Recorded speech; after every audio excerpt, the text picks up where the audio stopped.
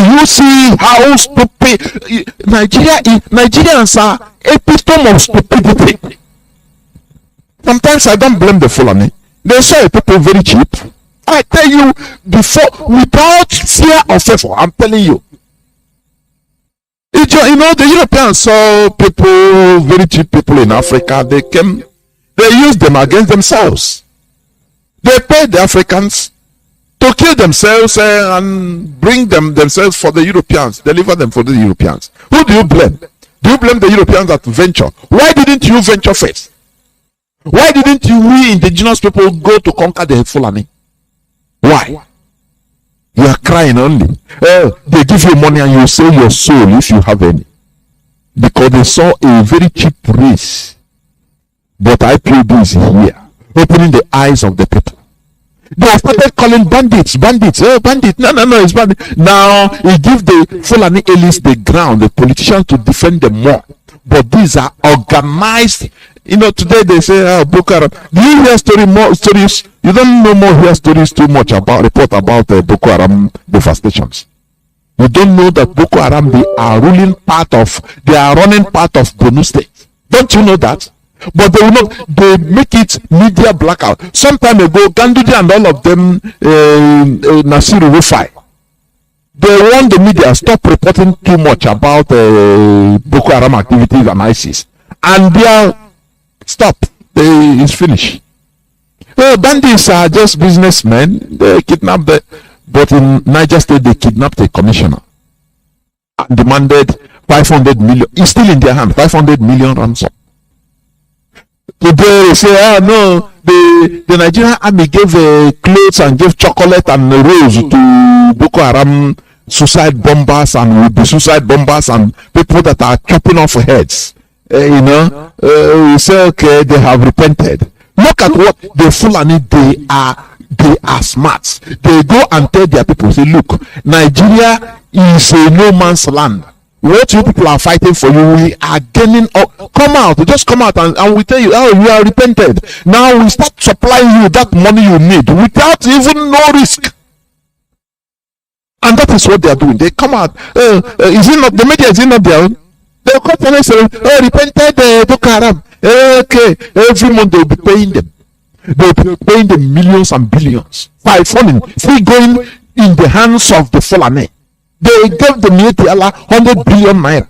No person talks about, no person did anything about it. And they say, okay, these are useless set of indigenous people. Our great grandfather was right in telling us that he would dip Quran to the Atlantic, because these are very stupid, foolish people. So it gave them the audacity to continue what they are doing. They are match. Once you want it out, they give you money. Just say bandits. You say bandits. Everything. When it comes to IPOB, it's a non-government in the east. A problem in the east. They are destroying our. This is the property of Nigeria. Nigerian police is a property of Nigeria. But what is happening other places in the north by the Fulani, you don't report it. It doesn't. It's no more Nigerian police and military being killed. No, it's not for Nigeria. We keep quiet. They are using you to destroy yourself, because that is why they are colonizing everybody, because they see that you are cheap. They buy your conscience with money, and you continue killing yourself, thinking that you are doing your job. No, you're cheap. Please let us do the right thing by not calling these people the House of Fulani. I will go straight to the topic of my submission today. It says the sense of nationhood. Please lend me your ears, because we must preach the gospel. The sense of nationhood. Nationhood is a state of being a nation, or a large group of people united by common language. Listen, common language, number one, culture or ideology, number two, or economic life. An example of nationhood is the United States, with a large group of people united by sheer the politics and culture. That is what united unites people in America, USA. That is the nationhood. It doesn't matter the type of people, it doesn't matter the group of people, color, creed, everything. The structure is what they believe in. They share the politics and culture. That is it.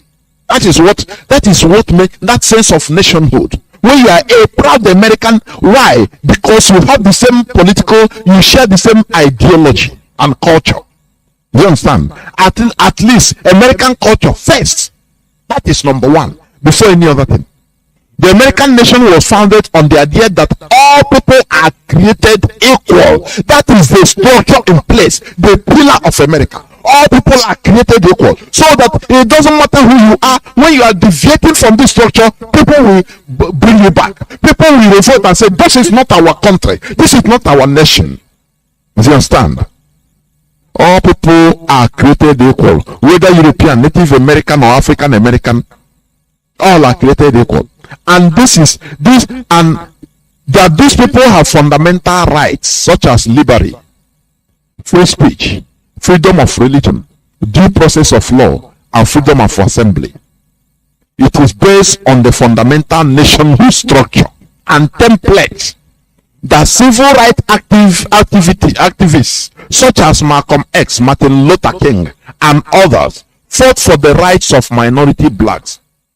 Nigeria has no nationhood basis and structure for people to fight for.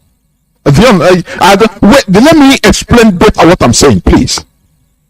You know, when they say restructure Nigeria, a country without structure, how can you restructure it? It has no structure. A country like America has a structure. People fought for America. Well, American independence. Why? But the structure is the fundamental principle that all people are created equal. That is the reason why people died, in order to establish that nation. Remember, I'm talking about the sense of nationhood. Do you understand me? That is the pillar, the structure. Everybody is equal.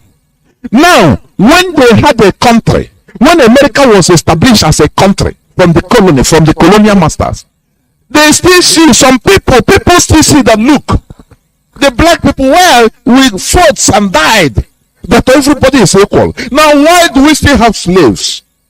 Why are people referred to as slaves without rights? That structure, that base gave rights, made people to start fighting. People like Malcolm X, people like Martin Luther King, they started fighting based on the structure, because they have a structure. But Nigeria have no structure. Where are you? We have no shared ideology. We have no shared culture. What is Nigeria based on? Which structure are you going to fight? Some people are fighting for Sharia.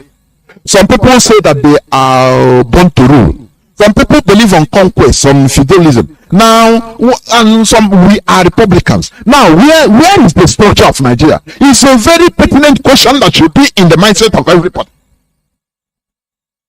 Because this structure is the basis for the sense of nationhood. That is where you look at and say, look, we have a nation. Because we have a sense of nationhood.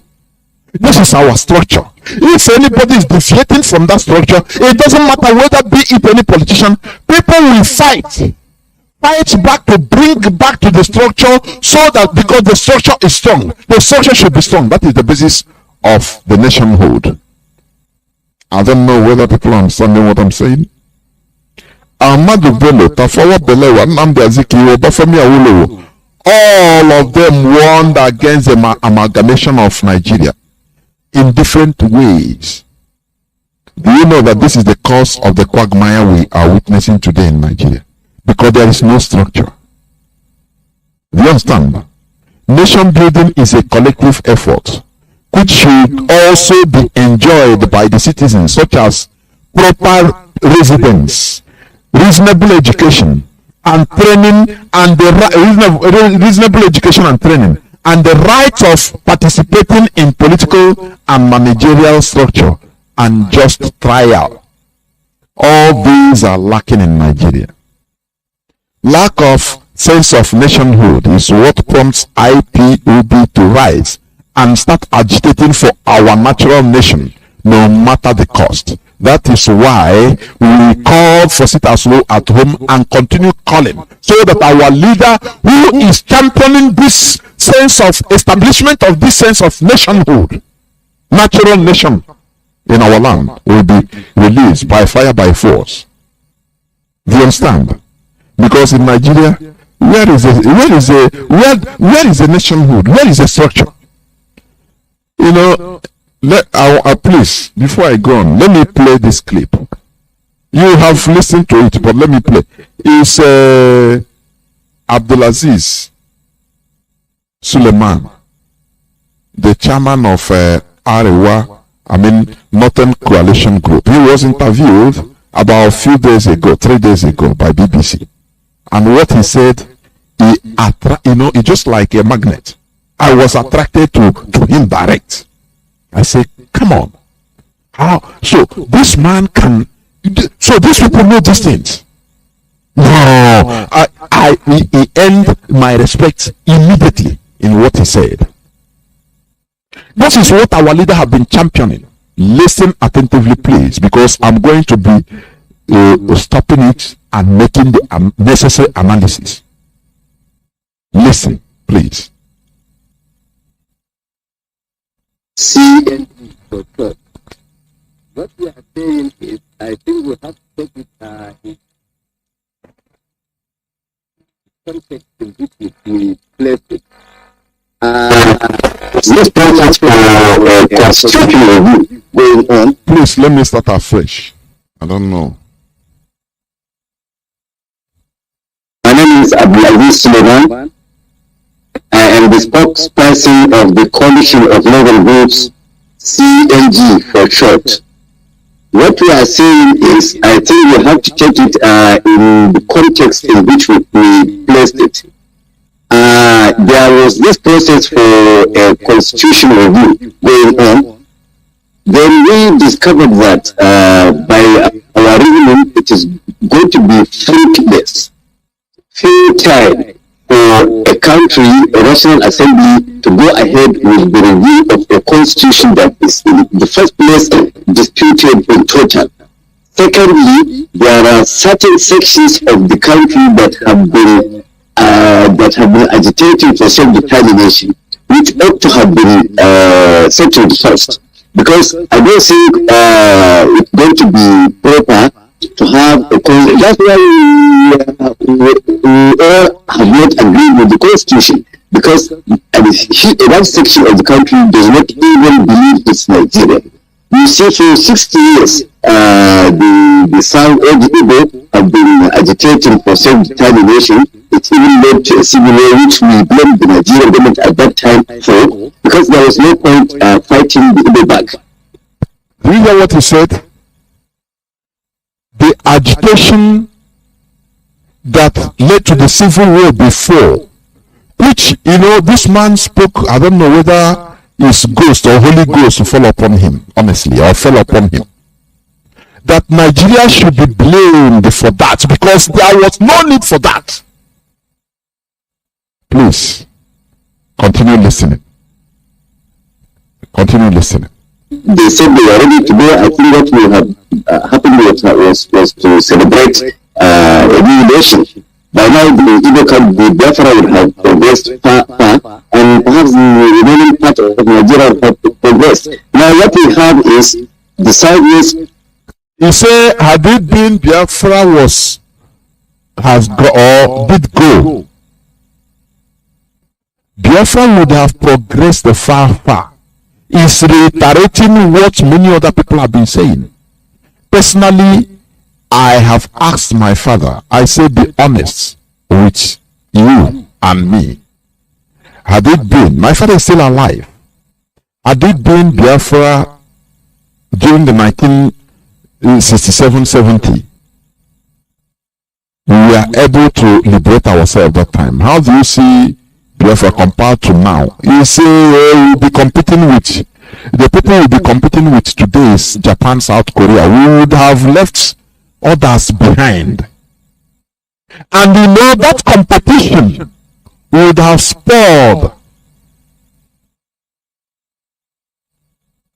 the development of other places like Nigeria if they want to be answering Nigeria. Do you understand? Do you see in Dubai what is happening? You know, I used to give you a very practical example, a layman example. Do you know that in 1975 Dubai was just a desert? A desert, just a ordinary desert. The story went that they came to borrow money from the time of Obasanjo in the 70s. So in order to build infrastructure, Obasanjo look at them and laugh. Oh, you well on a no get. Because do you know that more than 80% or more of the United Arab Emirates crude oil is outside Dubai, and they are running a federal system. They designed their own type of government. It's a kingdom, but it's a federated kingdom. It's their own peculiar system. Because can't you hear that? When people are saying that, okay, we should run a European style, we should run this. No, that is why, you know, if I listen to my leader, I want to just carry him and kiss him. They ask him one time, what type of government will you run in Biafra land when Biafra is restored? He said, Biafra system. We only, take ingredients of other places that are good, we add to our system. Do you understand? Now we develop it. That is how we human beings do. Dubai, they started 1970, they were nothing. Ordinary desert, Sahara, like Sahara desert, Arabian desert. But today, what is happening? They are building, artificial islands whereby politicians and elites from Africa, they are buying mansions in the sea for millions and billions of dollars, looking what they look from Africa. Sometimes I say, what type of course is in black race? They only love where that is done, already made. That is why we import everything. Because let me tell you one thing. The hardest thing to do is to fabricate. Fabrication. Manufacturing is the hardest. Do you understand? African, many black people are lazy. Their government are lazy, not the people. Because it takes sacrifice in order to manufacture. The same way, manufacturing, building a country is just like manufacturing. Dubai was built right from a scratch. People were laughing Dubai. Dubai, you are seeing today, people are taking selfie. You see Nigerian artists and celebrities. I'm in Dubai. They don't know, they don't question how do these people construct a place like this, a desert like this from scratch. Because all they know is already made. Already made. They don't manufacture nothing. If you understand me. So Dubai started from scratch. Today, everything is world class. Everything, I say everything is world class. People that were laughing them are now begging for visa to Dubai. Can't you be ashamed of yourself? When you look at yourself as a Nigeria banned of entering Dubai, begging, paying millions of naira in order to even get a visa to Dubai, you should be ashamed of yourself. Even when you are in Dubai taking selfies and I go for Dubai, I go spend money in Dubai, you should be ashamed of yourself because it makes you lower. That is why they will look at you there. The Arabs there will look at you as a black Nigerian, as a black monkey. They will maltreat you. Why they maltreat you? Why they take you? Because you bring money. You loot your money. You looted money. You see Nigerian senators going there making, showcasing. Who did this for them? They did it.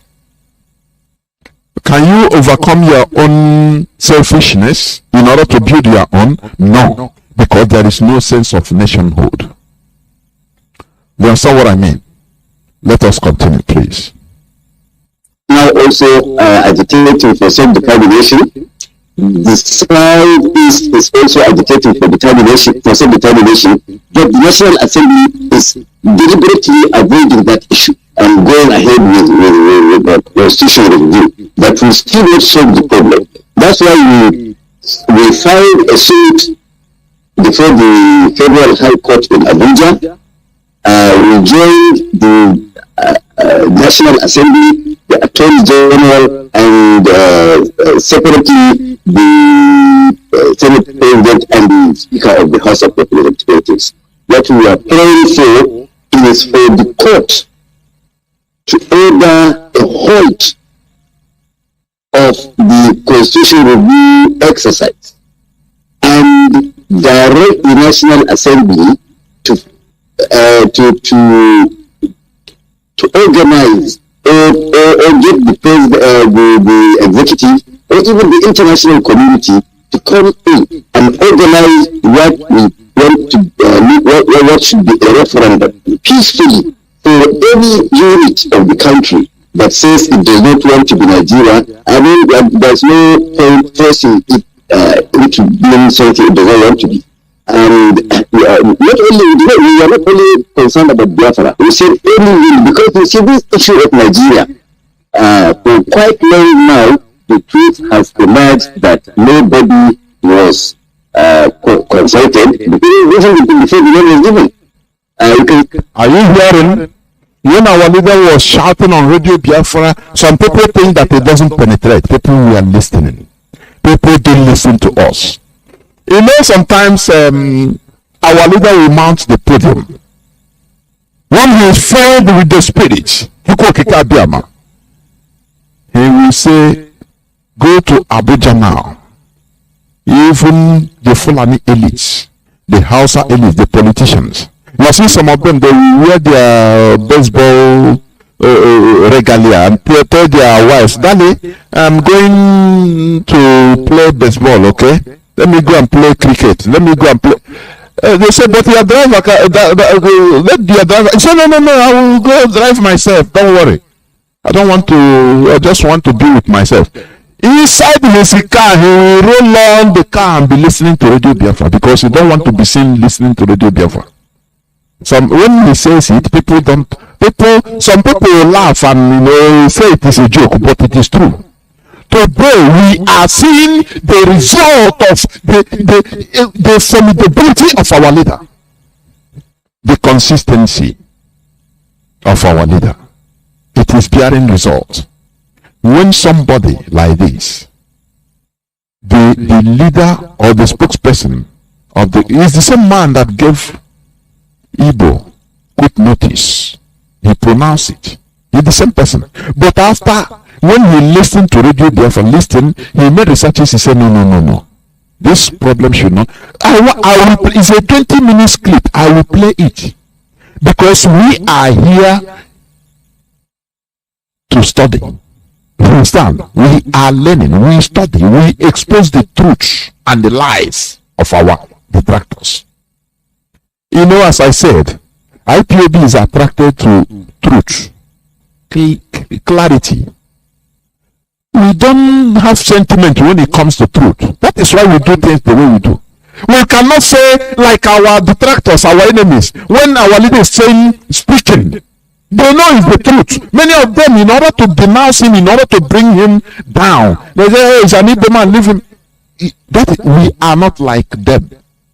If a Fulani person speaks the truth, we will laud it, we will amplify it, because we are representing the light, the truth. For us, truth doesn't have color, neither ethnicity. Truth is truth, it's constant, it's mathematical.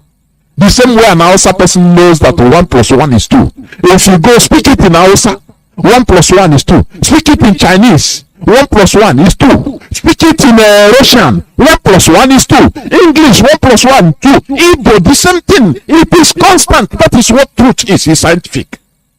So we don't care who speaks it. What matters is the word. Let us continue listening, please. See, most African countries have even dropped the names given by the colonial masters and adopted their native names. So I don't say even that. Why can't we do the same in Nigeria? Let us sit. If all of us agree to be Nigeria, then we agree we are Nigerians. We agree we want to continue with that name Nigeria. If not, we change the name. I mean, we are people. We are people. We don't have to be forced to do things. So that's just what we are saying. So we are not asking anybody to go.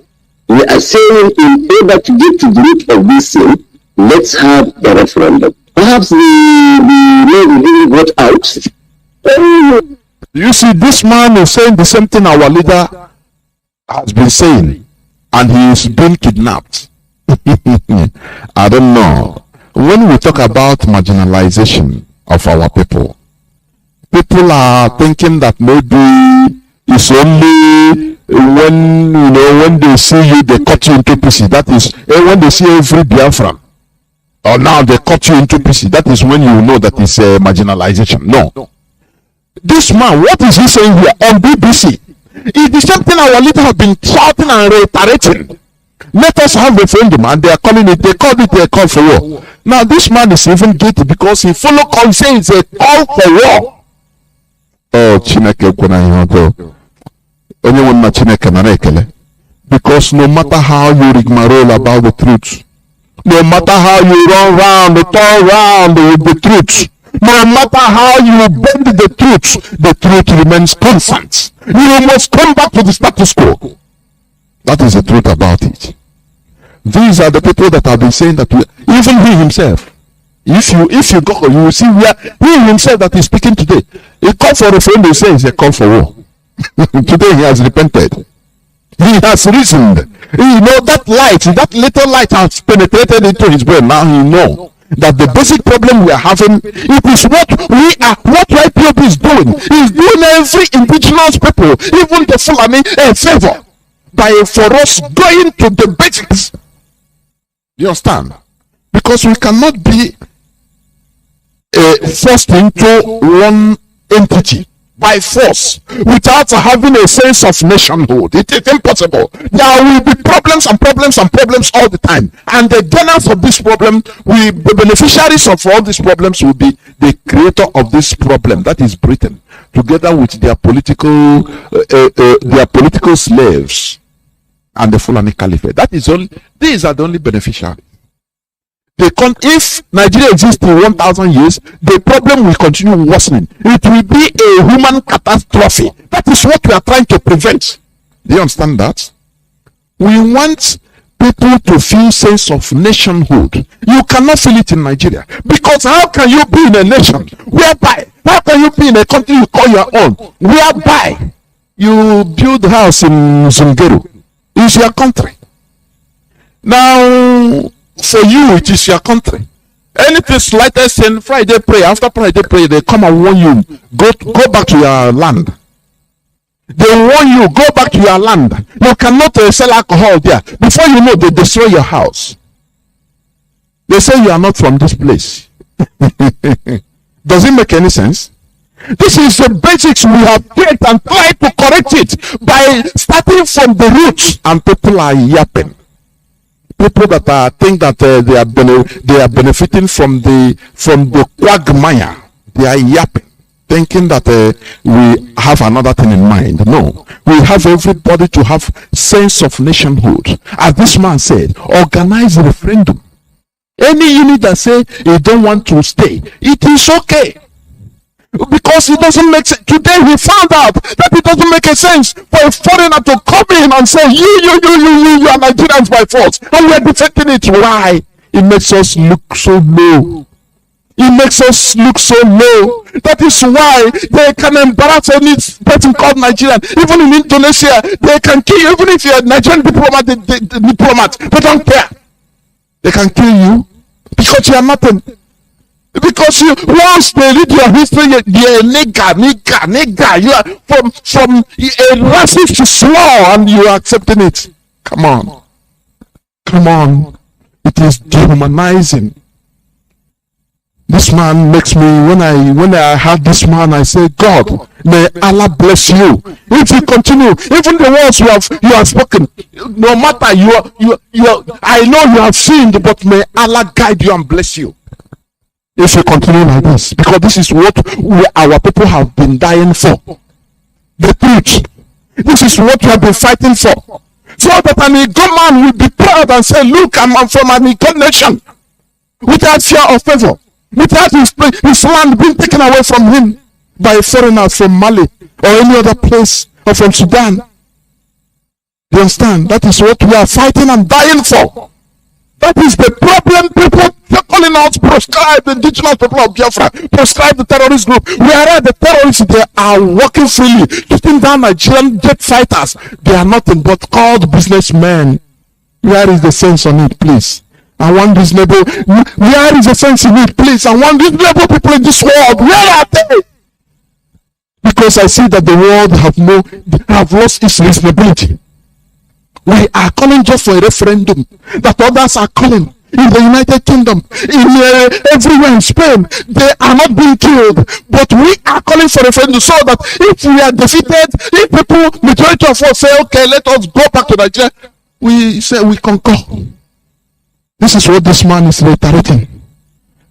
This is what he is reiterating. What our leader is being held in place for today.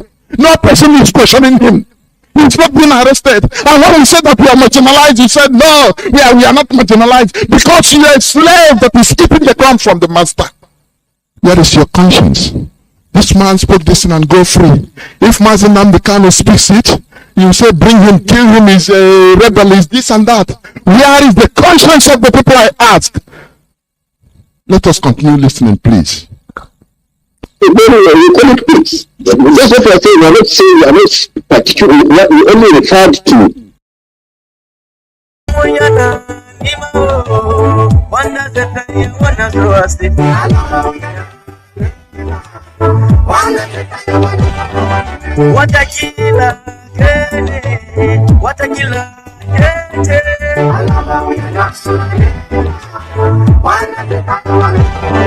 Are calling for restructuring review of constitution. No, he says no amount of review of constitution will change the status quo. It is impossible. Is it not what our leader have been saying? Is it not why this son of man is languishing in the DSS dungeon today, and people are pretending as if nothing is happening? Is it not what we have been shouting here? Is it not what just reason? Let us reason. Let us reason as a normal human being. Let us reason as people that have intellects, please. Come, let us reason together. That is what I have been calling for. But you are prescribed.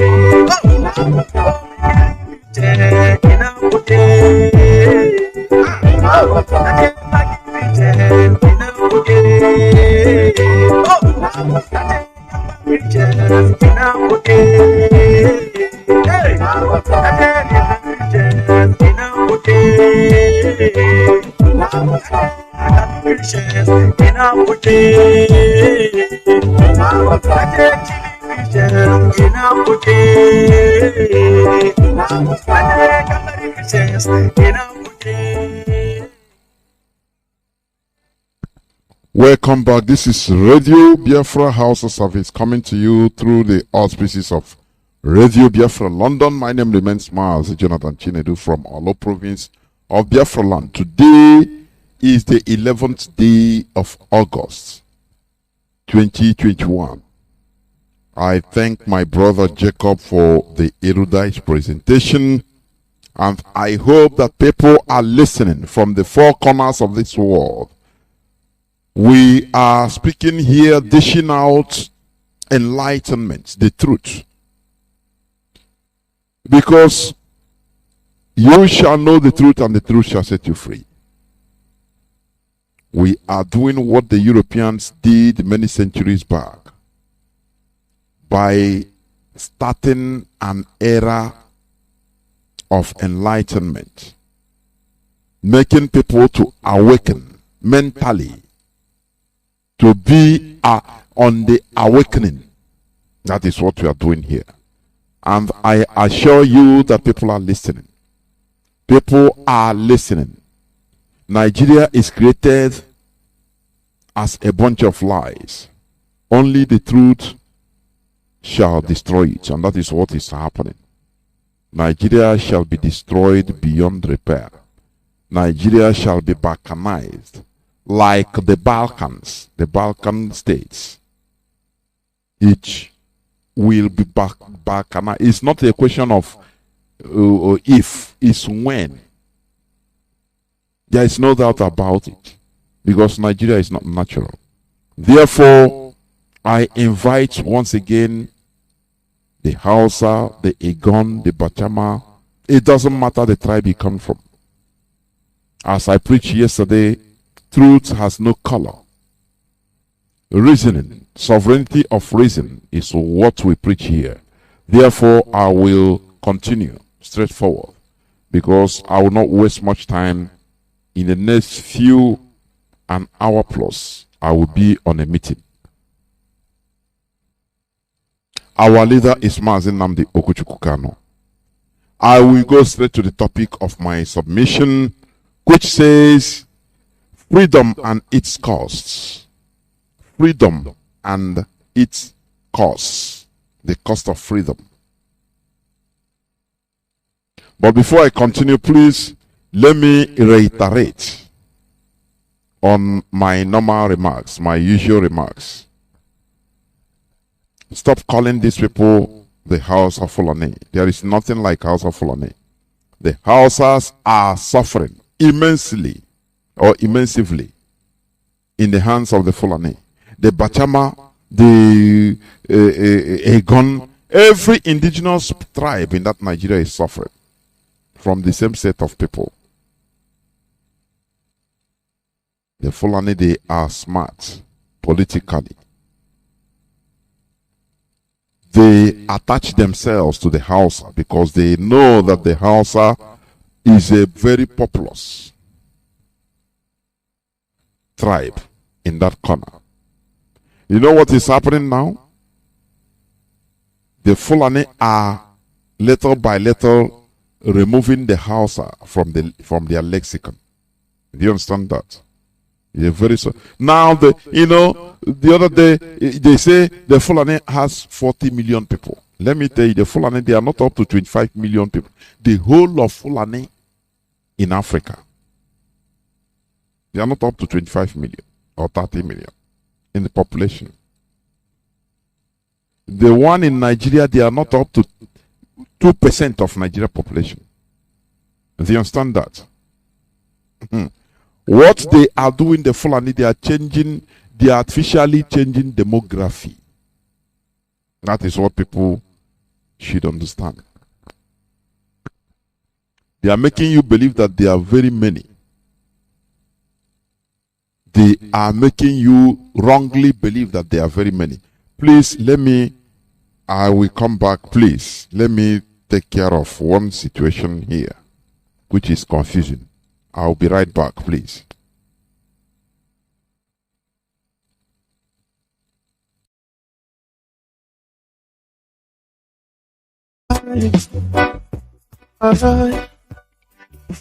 Make up from the motherland. Them are trying to prove to me I don't know where I'm coming from. But Japan's then cause I know my roots. Don't fit the lose that I want for them. I'm unstoppable, my people unstoppable. We keep on moving forward. We keep on breaking, riding. Yeah. Freedom for my people. Freedom. Freedom for my nation. Freedom. Free Mazi Nnamdi Kanu. Freedom for my. Only Fulani. Only when they want to make political stand, they will call themselves "We the North." Oh, the North is 180 million, and the South is 10 million. You know, they will continue making all these false quotations. They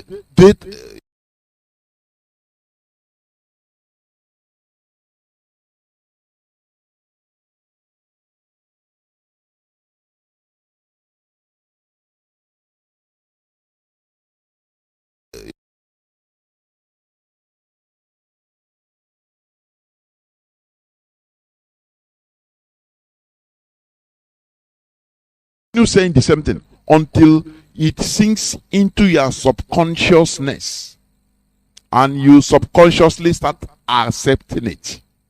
That is their modus operandi. We understand this. You know, all these secrets we didn't know before. We are just telling them, oh, we laugh, we are smart, oh, we are intelligent, oh, we Biafrans, oh, we both. These people, they don't know anything. They are Bakomi. Not knowing that we are the Bakomi. We are the people, ignorant, naive people.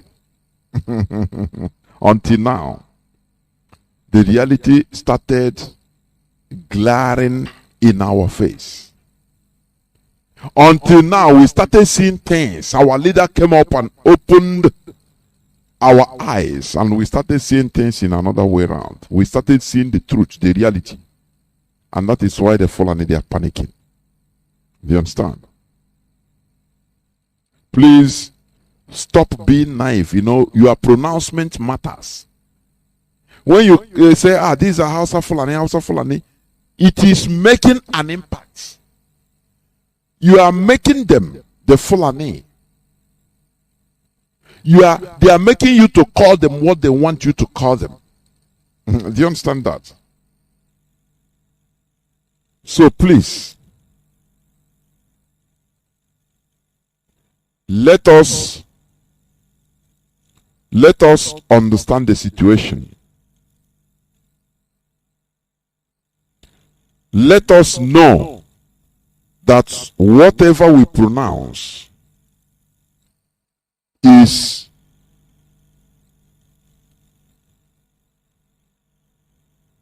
that whatever we pronounce with our mouth, our brain will register it. Do you understand? Therefore, please stop calling them the House of Fulani. I will check because I think I have a frozen system. I don't know why. Okay, I'm coming out clear. I'm coming out clear, yes. There's no problem about it. So that is why I always make my usual remarks. Please stop calling them the House of Fulani. The Fulani, they know how to mobilize. They know how to mobilize people. They either through coercion. They know when to beg. They know when to, bow down. They know when to intimidate. They know when to strike. That makes them politically savvy. Do you understand what I'm saying?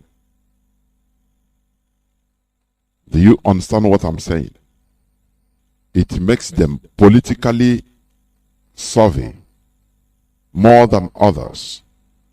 You that knows everything, you are being controlled by the Fulani.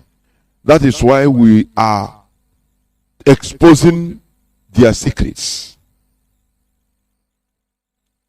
That is why we are exposing their whole secrets.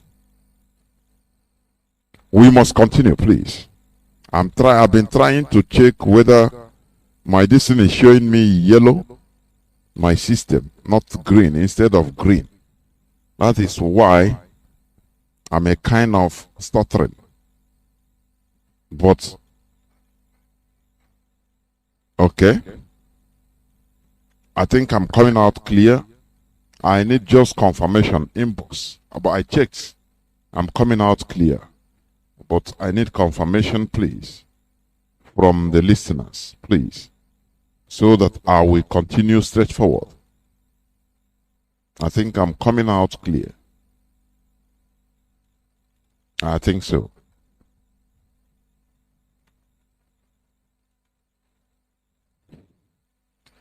We must continue. We must continue. And I just need inboxing. I'm clear. You are clear. That's it. Now I'll continue, please. Because my system is showing me yellow, but I think I'm okay. Okay, thank you. Thank you very much. Thank you. Thank you. It's confirmed. It's confirmed. Thank you. Okay. Thank you. Okay. So, as I said before, the topic of my submission today says freedom and its costs. You know, let me tell you, man is born free. Every human being is born free as a free person. Do you understand? Man is born free. Yes, thank you. Thank you. I'm coming out. Man is born free. But the same man made freedom to become highly costly by enslaving and subjugating fellow man. Do you understand what I'm saying? I'm talking about freedom and its costs. You know, originally man is born free, but it's the same man that upgraded the cost of freedom. Freedom that is a free gift. Man manipulated it and make it very costly.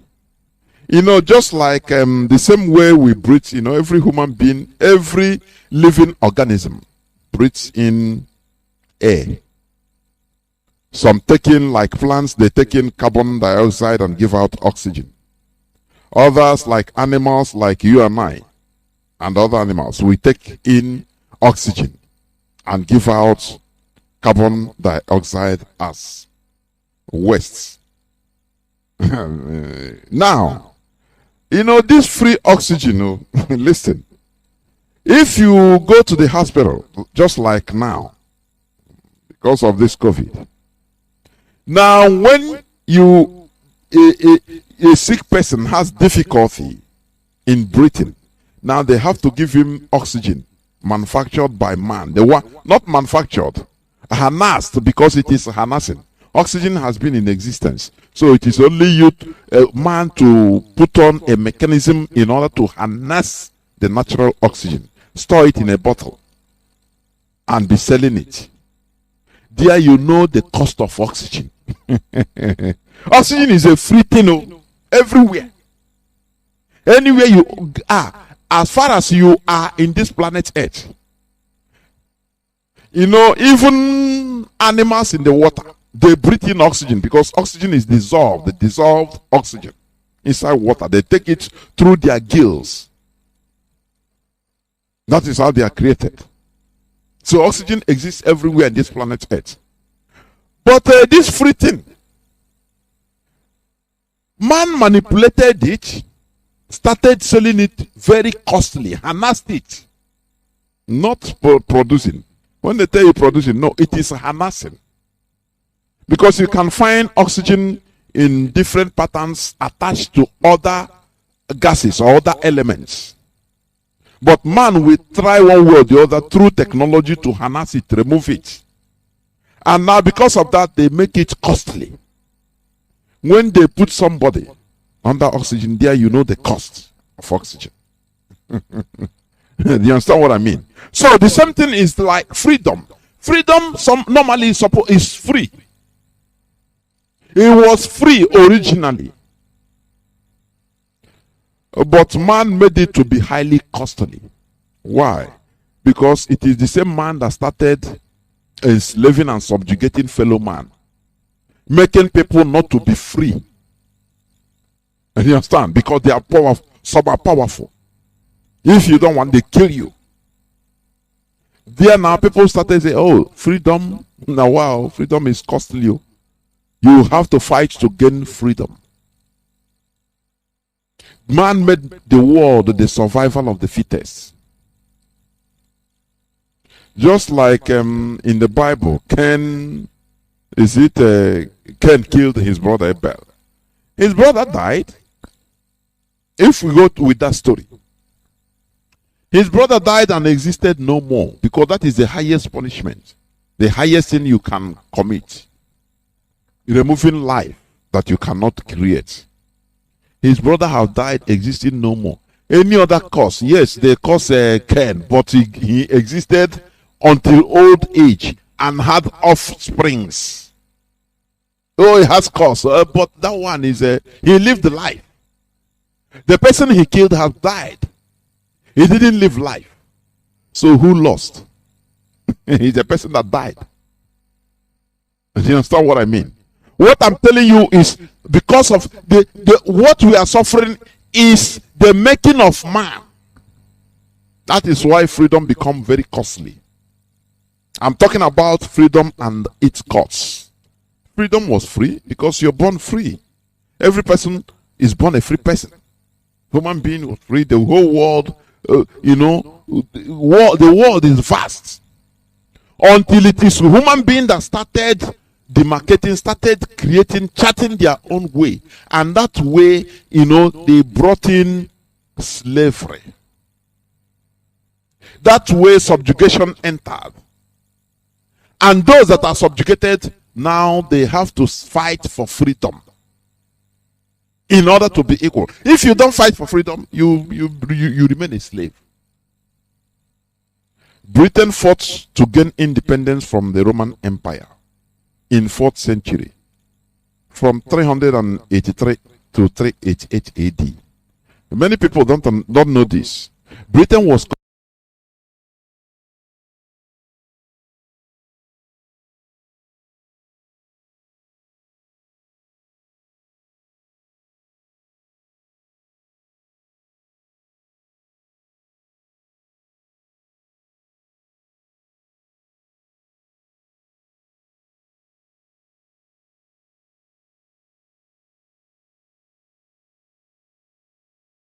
independence from the Roman Empire in 4th century, from 383 to 388 AD. Many people don't know this. Britain was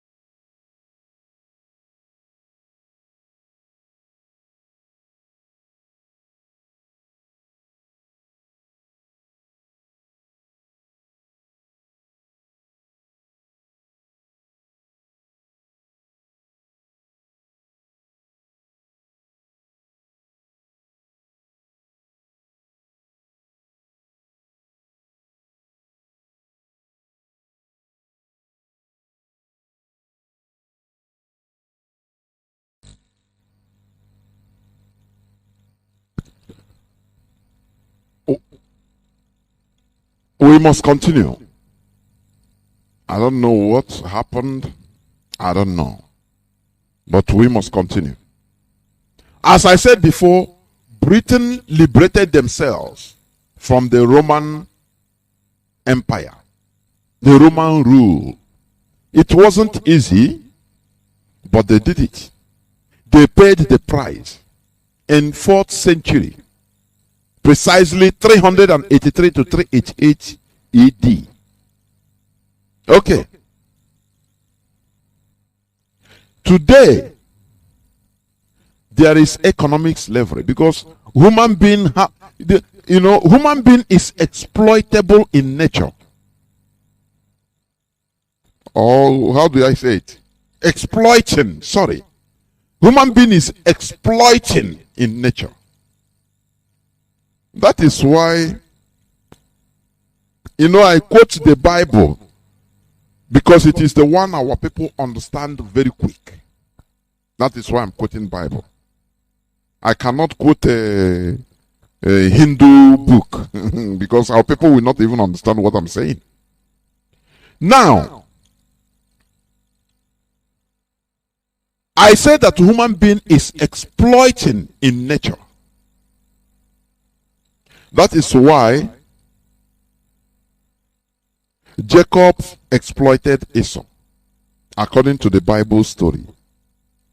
A supplanter exploited him several times and became great. And through the loins, the generation of Jacob, today we have Israel. His name is Israel. For you to, I'm telling you this, the nature of human being, it is how the Maker created human being. And the Maker love it like that. If it is not like that, Jacob wouldn't have been blessed. He cheated his brother. After all, why will his brother allow himself to be cheated? That is why I'm saying this world is a survival of the fittest. Even God wants you when you are active.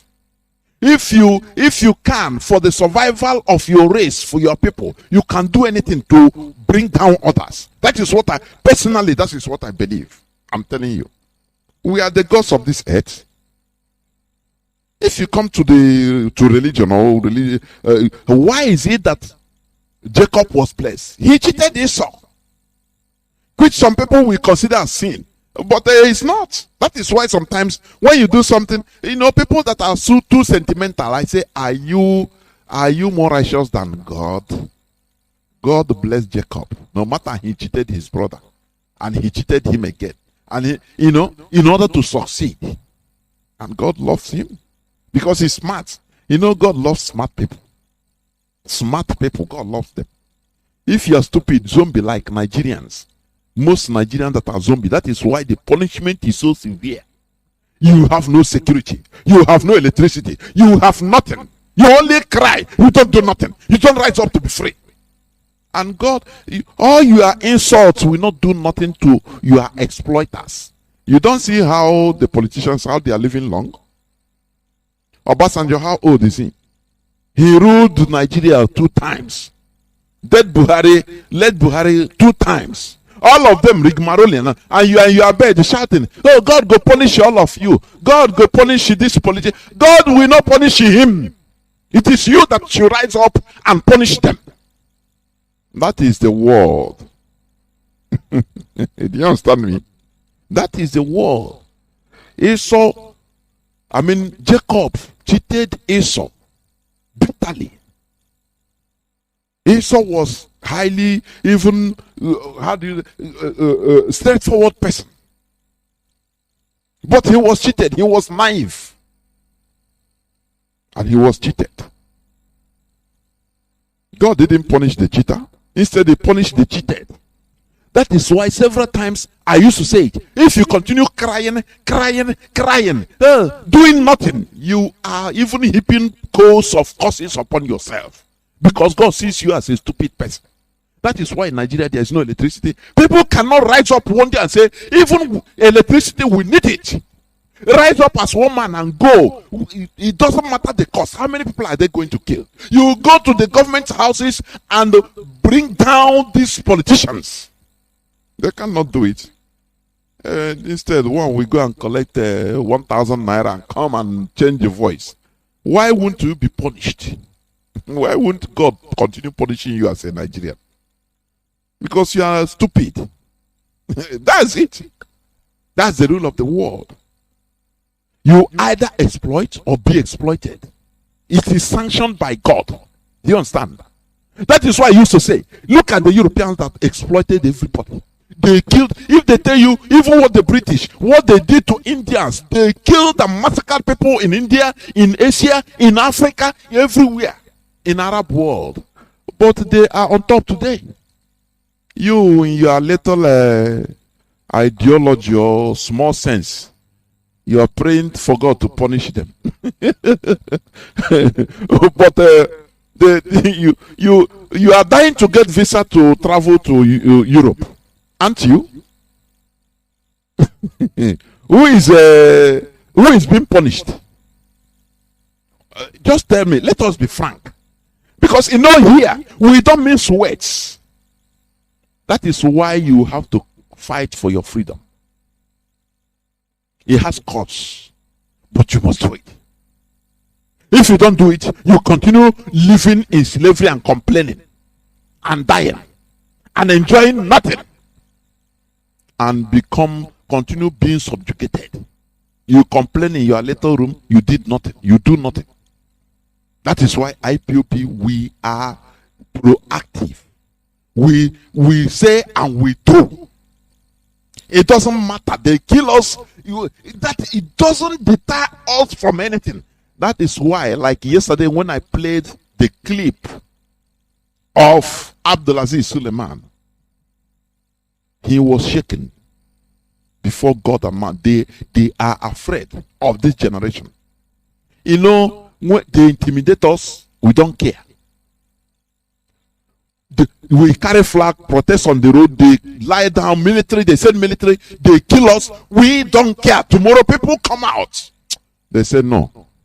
This thing don't pass, don't be silly. These people, we need to start talking. We need to start talking. They say sit at home, people respect it, and sit out at home. It doesn't matter the convenience, the inconvenience. Don't you know that it gives them sleepless night? Before they call us, hey, Igbos, they love money. How can an Igbo man stay without opening his shop? They insult us indirectly, and you take it. Igbos love his shop, which means you love your shop more than your freedom. When they say that, the following thing is you continue being slaves. That is inside their mind. Continue being our slave. You that love a shop more than your freedom, don't worry. We continue subjugating you. But today they have seen that the story have changed. Because of the work of one man that started it, Mazi Nnamdi Kanu, in this hallowed platform. Freedom and its cost. That is what I'm talking about today. I will be very brief. Today, economic slavery is the order of the day in this modern time.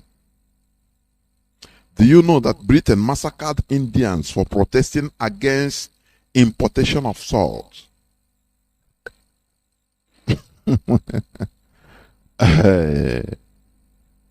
Today we are under economic slavery, as every of our daily needed goods are imported from outside.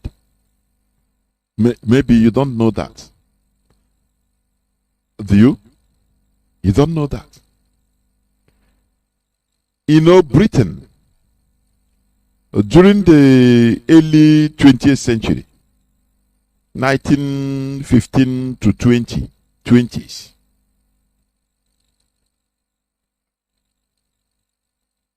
Britain started, they made a law prohibiting, in India, that time they colonized India, they were still under, the colonial masters direct of India.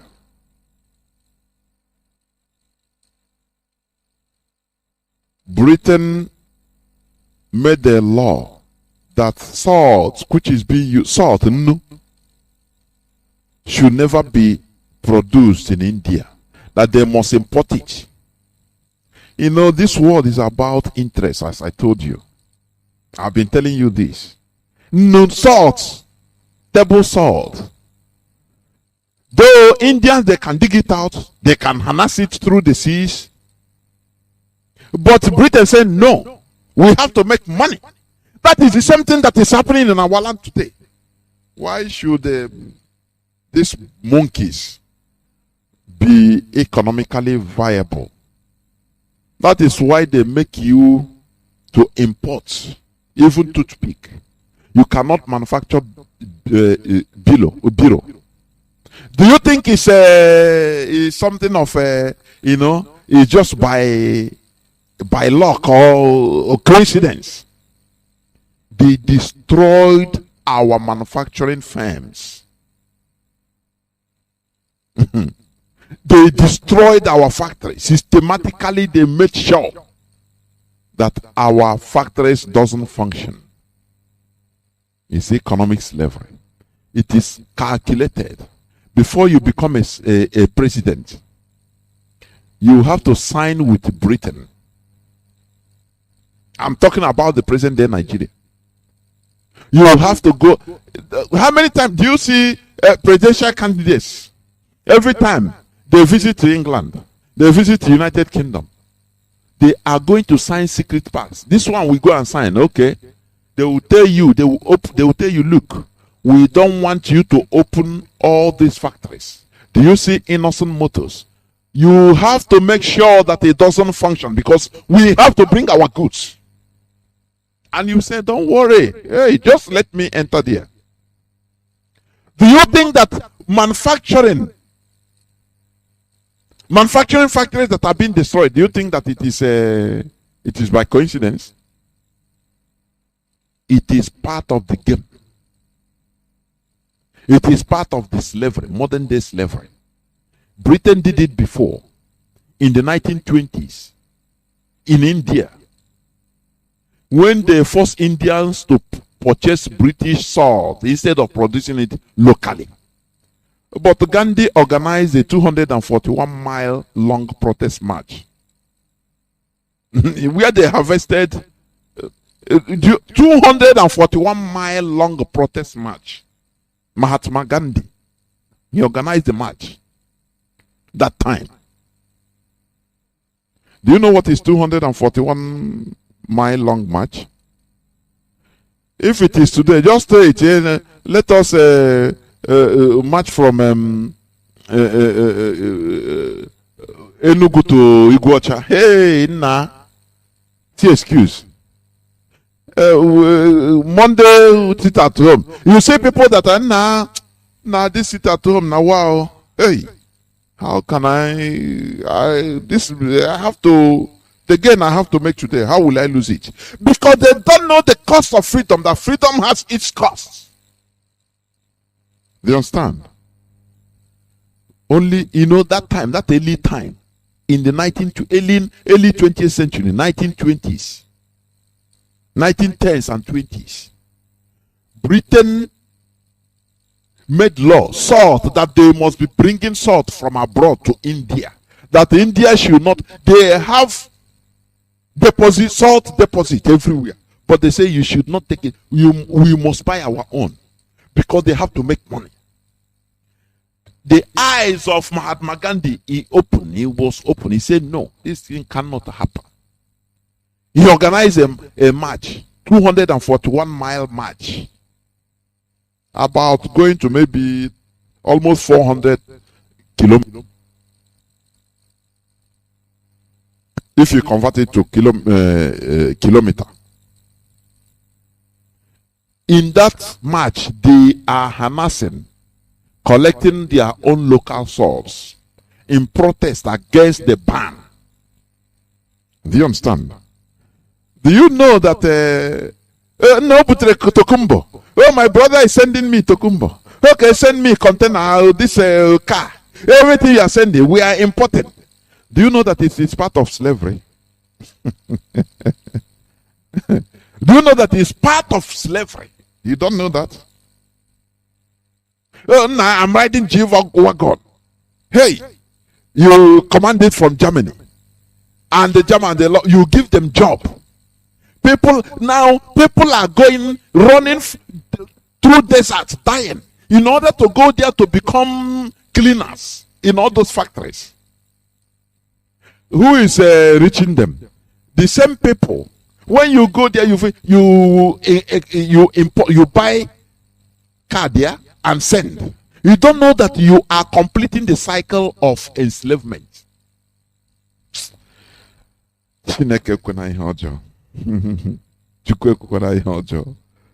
You are making money. Yes, it is the system. You are making money. For you are making money. But you don't know that who is making money is the producers. They are the ones making money. You are just taking commission, making a little change out of it.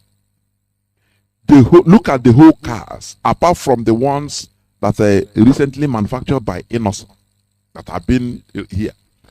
Look at the whole, just calculate the whole cars, whether Gongoro 911 because it's Mercedes, whether 404, old 404 because it's Peugeot. It doesn't matter. Just calculate as you are moving on the road in that zoo. Just be calculating how many cars that you are seeing.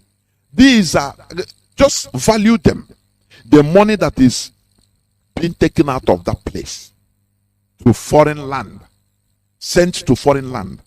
Here in wood people. Oh, we are buying and selling.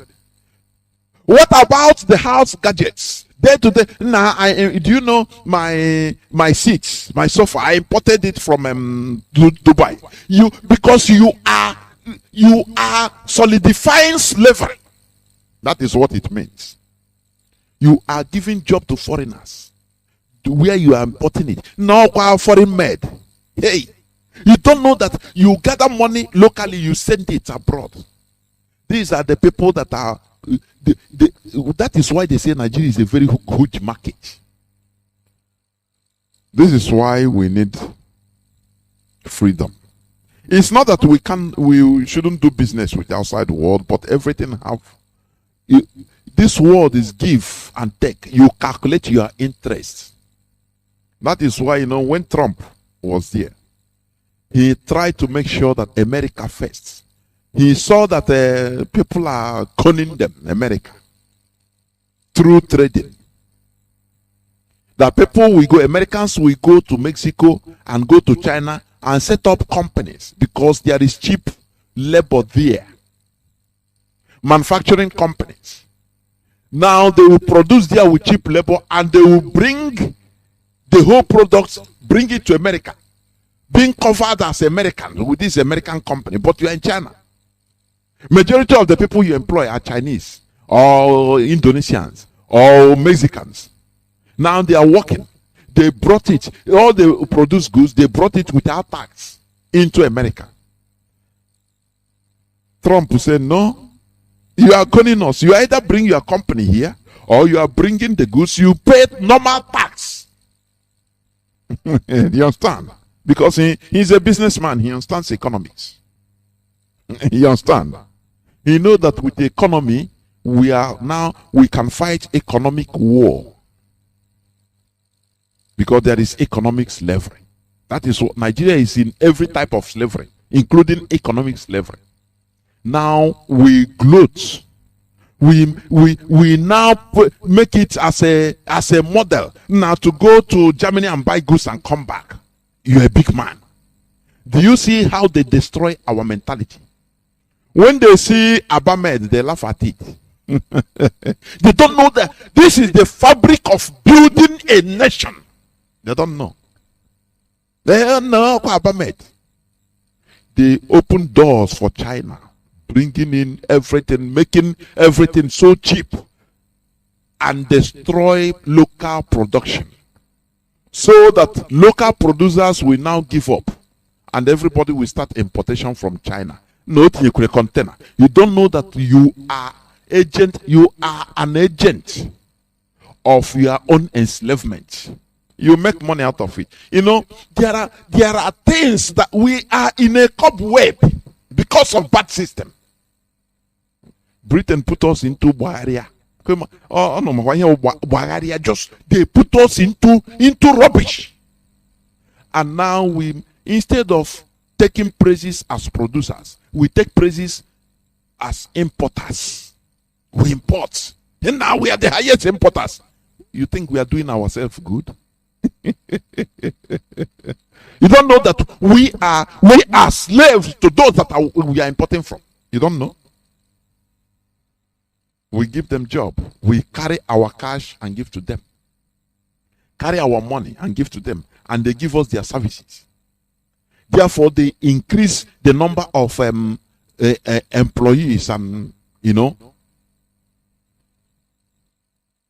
every time unemployment is reduced to the barest minimum in all those countries because the market, you are buying. Imagine you go, you command I need 1,000 telephone in 1 month. If it is a little company in China that maybe employed maybe 10 people producing all this telephone, because of the command, they calculate the money is big. They will employ more. They will double the employees. 10, 20. They triple it. Those people that they employed is because of your command. Oh, I'm taking it to Nigeria. Please, I need it under 1 month. You need, don't worry, I'll send you money. I'll send you half of the money first. Don't worry. The business is booming in China. People are being employed, working. Whereas the reverse is the case in our land. Because the system, Britain made it so. They use this type of government we call democracy in the zoo. The Britain, Europeans use it to deceive us Africans. I'm telling you honestly. Instead of us running our own system of government, developing it, if it is a kingdom, no problem. After all, Dubai is not democratic. But they develop their own peculiar way of government. And that is it. They are progressing with it. Because that is what, they are experts in their own system. A foreigner cannot come and teach you your own system. That is why we always talk about our religion, indigenous religion. We become experts because we are experts. It is our way of life. But some people will not understand. But when you continue studying or living like Europeans, the European system, the Europeans, they are smart. They will be, no, it's not like that. Oh, democracy is just win election. Oh, they will fool in your country. They will be deceiving you with one advice or the other, because you are always their students. You cannot know more than them. You understand? You're a learner, always perpetual learner. But when we develop our own system of government, now they can come. We talk as equal partners, because they cannot come and teach me how to do monna in my own land. I don't know whether you understand what I mean. These are the freedom we are fighting for, in order to get all this, in order to be who we are. But it has cost. Do you understand me? Do you know how many Indians been massacred? Do you know that Mahatma Gandhi gave orders, peaceful protests? They arrested him several times. They arrested more than 60,000 of Indians sometime in a peaceful protest. They killed many of hundreds, if not thousands of Indians at a time. Brutality. But he didn't deter Mahatma Gandhi. Instead, he radicalizes them. That is one thing the bullies don't understand. Always they fail to understand this, that look, killing people that are fighting for freedom, bullying them, intimidating them, instead of quelling the whole thing down, it gives reverse results. It solidifies it solidifies their ideology. It radicalizes them more and more. That is what is happening with us. We came with flag, they killed us. It doesn't stop us. They thought that it will stop us. No. We have gone to the point whereby stopping is no more the case. Day before yesterday, being Monday, we engaged in starting on sit down at home. Sit down at home. Next Monday is going to be like that, so that we force the Nigerian government. It doesn't matter how long it takes, we will continue this. Any person that you hear, Channel Television say IPOB have called off sit down at home, that is live from the pit of hell. We continue it, because that is, we need to cripple them by all means. Mahatma Gandhi told the people, if you want freedom, resign. You people that are making money, they are paying you salary, right? It's the Britain that they colonize you, take your resources, using it to pay you salary, and you are comfortable. You want to be free, right? Come on. If you really want to be free, resign. It doesn't matter what you are going to eat. That is your cup of tea. You can go farming. You can go to village and start farming. It is your land. You can push truck. That is freedom fighting, because that is the cost. You know what baffles me? You know, when our leader said people should resign from military, you see, Nigerian military, and join what you are doing, many of them start complaining because they don't know that freedom has cost. They don't know the cost of freedom. If I resign, I'm doing it, not that my mind is not there. I carry gun with a white green. My mind is not there, but if I stop now, waiting, I go chop me and my children. Because they don't know what is freedom. They don't know. As Mahatma Gandhi told the Indians, immediately thousands and thousands and hundreds of thousands started resigning. Both military, both drivers, both office workers, because when you are aiding your enemy, you are working with your enemy, he's giving you salary, you are directly helping him to subjugate you. That is what it means. You are not ready for freedom. That is why when I look at some people, policemen, you see some policemen, if we resign, are you going to pay us? Because I say, look, you are not ready for freedom. Get out, continue your way, you will die. And your family will be neglected. Because people that knows what freedom is and the cost, they will not be asking all these stupid questions. Instead you resign from military or from police and start pushing trucks, it's better. You see, I will not be in company of, working under my slave master.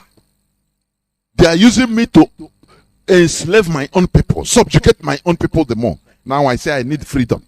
I need freedom. But I'm in a Nigerian police. Now, if I resign? What am I going to do? Because you don't know what is freedom. Freedom and its cost. That is what I'm saying today. The topic I'm engaged. The topic of my presentation today. Our people, some of our people are jokers. They are naive. They don't know what it means to be free. America fought a very bitter war of independence in 18th century. Today they are enjoying it. Because they understood, they have a foresight of what freedom is. Mahatma Gandhi told Indians to resign from your works. They are paying you salary, resign. That is the bone that broke the hammer that broke the camel's bone. How do they say it? And Indians started resigning. When Britain, how many are there? You see that there's, how many we are there? The British. The British colonizers. They were very few. They saw Prashanda didn't come to work. Oh, this one, they say, oh boy, in office only 2 of us are here. We have normally in our ministry, we have 5,000 Indian employees. None of them came. They saw that it is only 5 of them British. What would they do? It's direct, no shooting of gun. Okay, who is going to bring a water through the tanker? No driver. Who is going to clean? No cleaner. Cleaner didn't come. File holder didn't come. No person didn't come. Britain said, nah. They call their queen and say, oh boy, madam, make you negotiate with these people. We can't do anything again. They frustrate us, so no need. And we cannot kill them because they didn't break any law. They say we no need again. We no need your work. We resign. Finish. I have the right to resign. The same way you have the right to sit at home. Are you Is it not your right? If need be, I resign. No, I no work again. You go so even your indemnities you support. No, I no need, because this is the way Europeans conquered Africa. They used Africans to subjugate their own brothers. Had it been those people refused to be used, Europeans couldn't do it by themselves. But all these things, they are doing it with one excuse. Now we need to make a living. Well, if I didn't do it, what will I do? I need to feed my family now. The same excuse, the same old excuse that people are still giving today, because they don't understand the cost of freedom. Remember the topic of my submission. It says, freedom and its cost. You are giving excuses for you not staying at home because you are naive. You are ignorant. You don't understand what freedom means. Freedom means deciding your own fate. Freedom means participating in your own governance, which you don't have in that called Nigeria.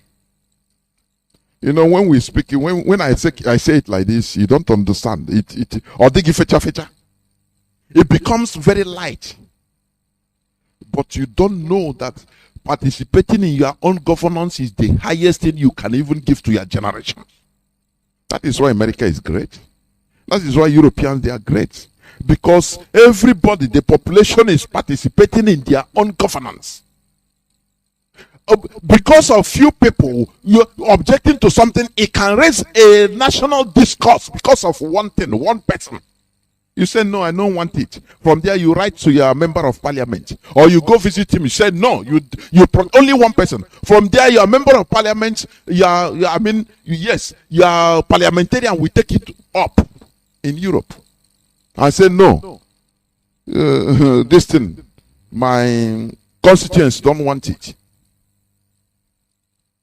That is how you participate in your own governance. But in that zoo, come out now. You want to protest? You meet bullet.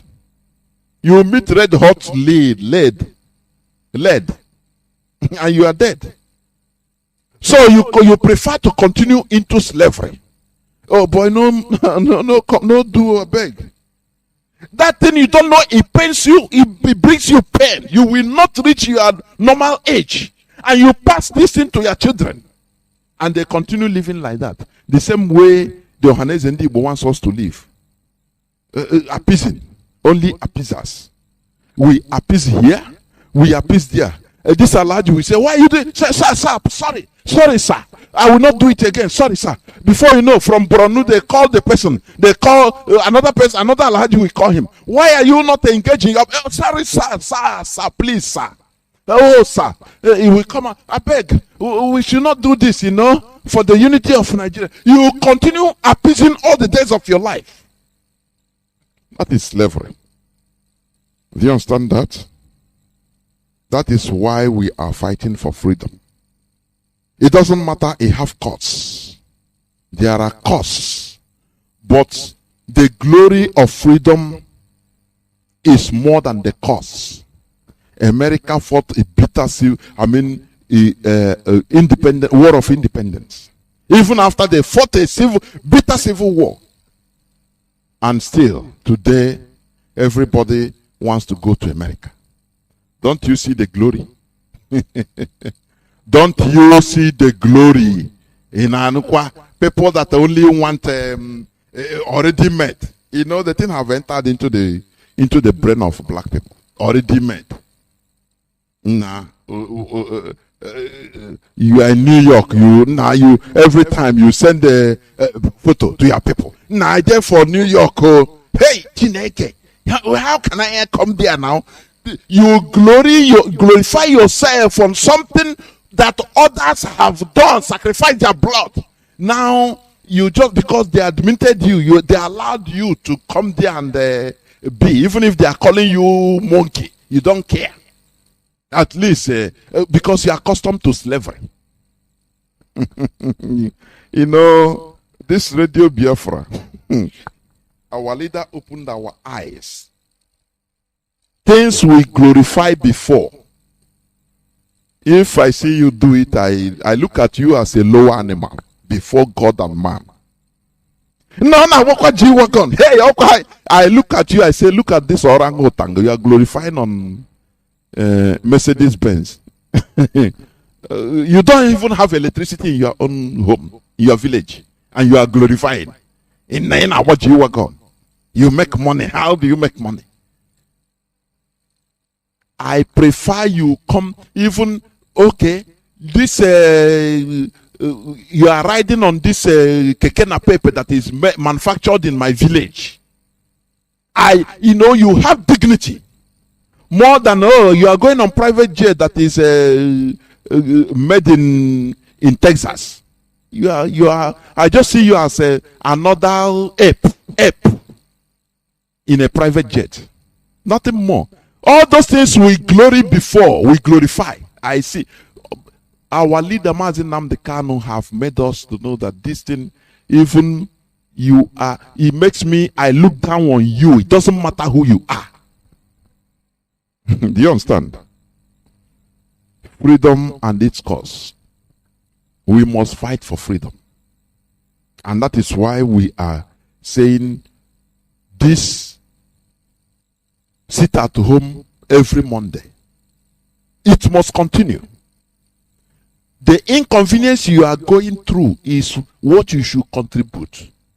As I said it yesterday, it is something that will be, your story to your children, and your children, they will tell it as stories that my father, my mother, my grandfather, my grandmother, they participated in liberation of Biafra. Don't you know that? Eritrea War of Independence lasted for 30 years. Do you know that? From 1961 to 1991. Eritrea War. Today they are free. Today they are free. But today you see people, no, we don't need war. Hey, for just 3 years. 3 years. And everybody, and the weaker vessel. Cool down now. Pressure to our late general.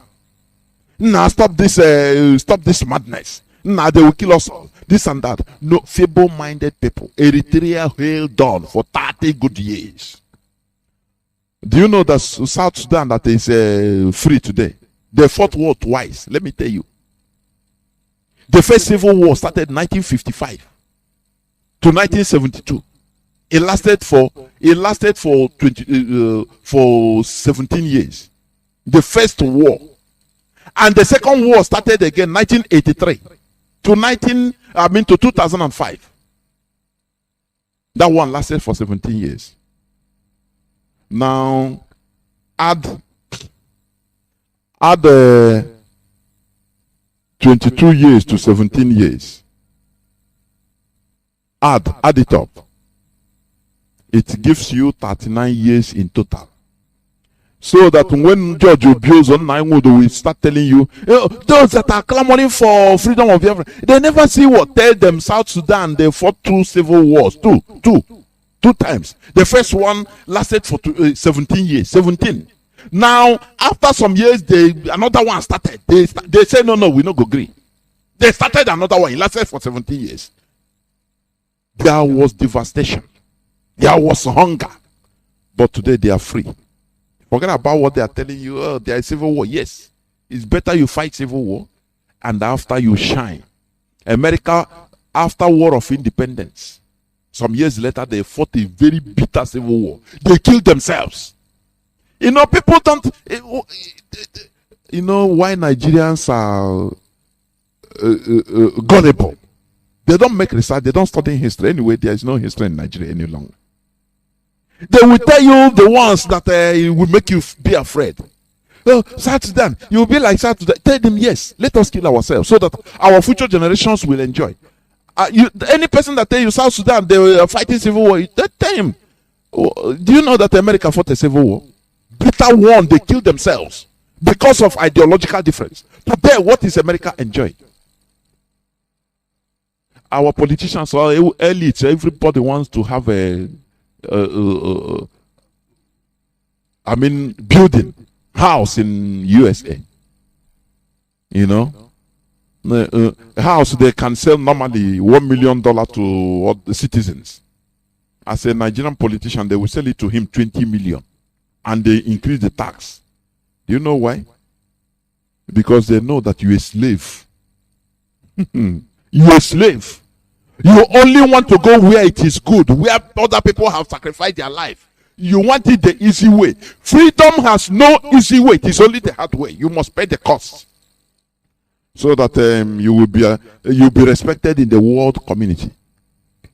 South Sudan, yes, they are fighting civil war, or they have fought civil war because the wars have ended. They are no more fighting. Normally, they are developing. Do you understand? Any person that give you that example, tell the person, look, America fought a civil war. After the bitter war of independence, they fight another very bitter war, civil war among themselves. They kill themselves. But today, where is America today? America is first world. France, after France Revolution, do you know that they killed themselves? France. They killed themselves also after they had a successful revolution. Under Napoleon Bonaparte, they killed many thousands and thousands, hundreds of thousands of French people. It is unavoidable because you must clear. You know, all those trouble. If you leave them, you cannot succeed as a country. There must be blood. That is, we cannot run away from it.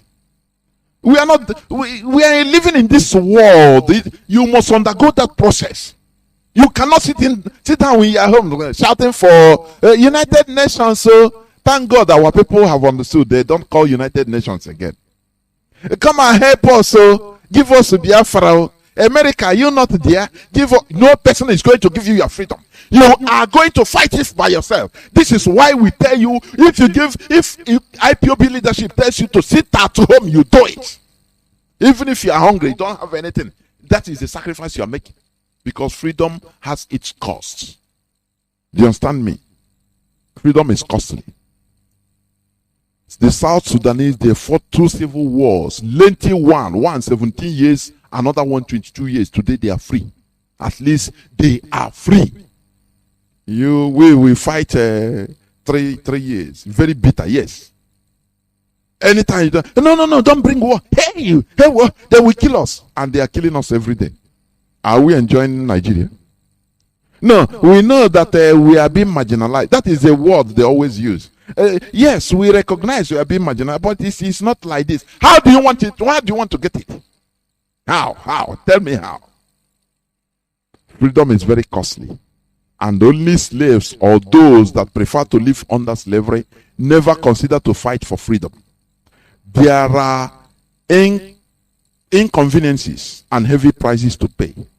But the end result always justifies the costs. That is what freedom is. This is where I'm going to stop. I'm going to open my lines in order to take calls. But before I do that, I'll go on a few minutes break. I will not take many calls today, please. Just few calls. Just few calls, because I have a very important meeting. We must continue. Rising sun,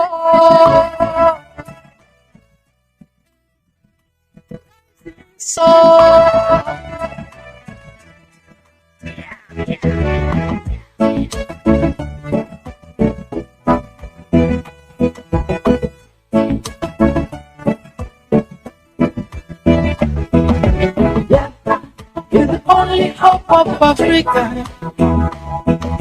Biafra is the only hope of Africa. Believe it or live it, Biafra is the only hope of Africa. We've been crying, the world cannot to hear.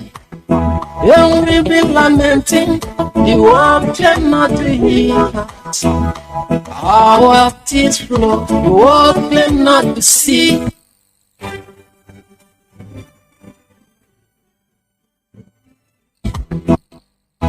And our blood flow, the world cannot to see.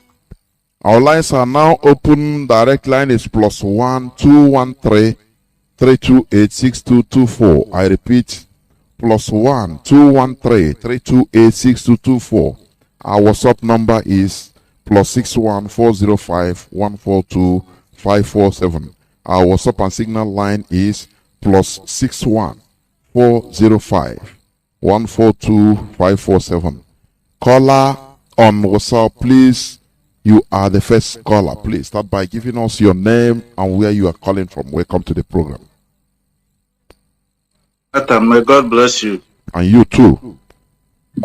My name is Mr. Shuku. I'm calling all the way from Switzerland, and I'm from Oka province, Biafran land. There we I welcome all what you said because we are under economic slavery.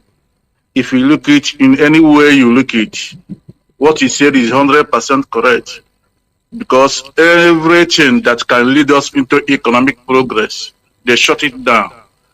Do you know that this power we are talking every day, if Nigeria want to restore power, it cannot take them up to 6 months to restore power, the whole Nigeria. But they are intentionally doing it, shut it down. Because they know when there is power, especially we in the East, we can do whatever anyhow and begin to become world economic hub experts. Yes, they shut it down. Even Fashola say it during the Jonathan regime when they are campaigning for this thing, for Buhari. He said he will put power under 6 months. And after that, they gave the contract to him to restore power under power minister. And he did not. Now, if you ask him what of the power he promised, he will the other side. Mazi, let me say this. Let me interject here. You know, many of us don't understand the politics that is going on the ground. You might have good intention and to be a president or to work in Nigerian situation or Nigerian government. You might be an expert, you want to restore power under even 3 months, locally even.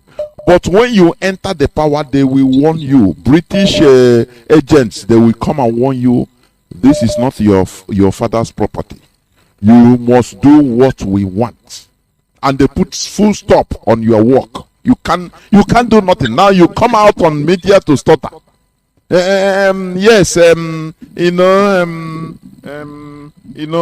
It's not easy to put power in Nigeria, because he saw something that is bigger than him at the background. The jackals, the lions, the roared, they come to him.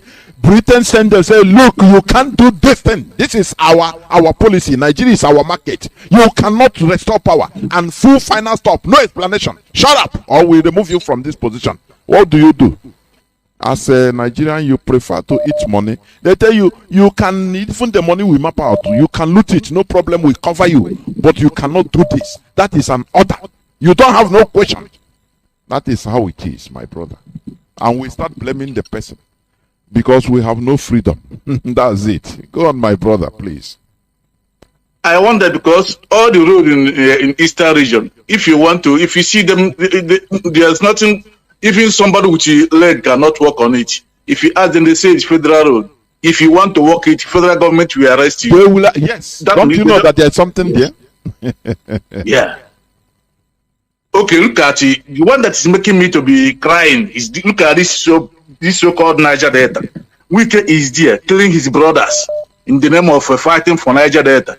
But the same Niger Delta in his mother kitchen, the oil there has been taken by Fulani man to another 1,000 kilometers. He never tell this Fulani man that this oil you are taking here, I'll be refining it from today in this my kitchen. This is our oil. He don't say it. Never. Because that is the condition they put before putting him there.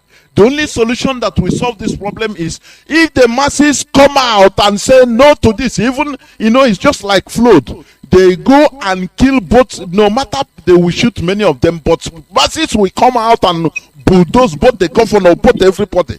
Now, even the people at the background, the Britain walking there, they say, oh boy, this thing don't pass everybody. During the Arab Spring, let me tell you, Arab Spring that started in Tunisia, 2011. The then president of Tunisia, he said, an agent of America, supported by France, Ben Ali.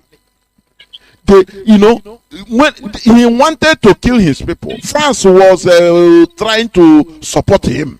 to kill his people. But when they see the volume of population everywhere, every village, every city in Tunisia, they come out. France just went back quietly and told the president, the agent, say, you are on your own. No. If you no run, no, they kill you. No be our problem, I beg. We don't know you. The man ran away to Saudi Arabia. That is the only solution.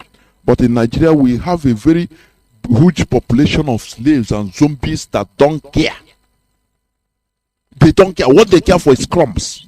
Crumbs. They give you 1,000 naira. Come out and say no to IPOB sit at home. You come out. Tomorrow. When I watch them, I look at miserable people. They don't know what they are doing. Mazi, so is it because of crops the people living in that river state or the governors in that so-called Niger Delta cannot go to a National Assembly and tell them that you must open our seaport? You must open it because our people cannot be coming from Niger Delta to Lagos carrying their container when we have 3 seaports there. There are 6 governors there. You can never hear them talk about it. I don't know why. You can never hear them talk about that seaport or airport. No matter how you talk it in the Radio Biafra or anywhere, you can never hear it from any governor. Mazi, you never still get it. These people we are put in that position with the condition that they should not, even if they are dying, they should never, solicit for the building of all these seaports. They will play everything. They will be deceiving people. That is the basis with which they are being imposed there. I don't know how can an agent be turned against his matter. It's impossible. I tell you, the only solution is when people rise up in their thousands and millions, go and say enough is enough. That is where, the slave master will say, oh boy, they will remove their hand from their agent and either they kill him or anything that happens. Everybody, he will be bulldozed. That is the only thing. So you don't expect them to talk because that is before being there, before going to that office, they make them sign with their blood the condition that you will be here, will make you to be here, but don't talk about this. These are your limits. And that is what is happening. Mazi, thank you very much. I don't know. Please round up, please.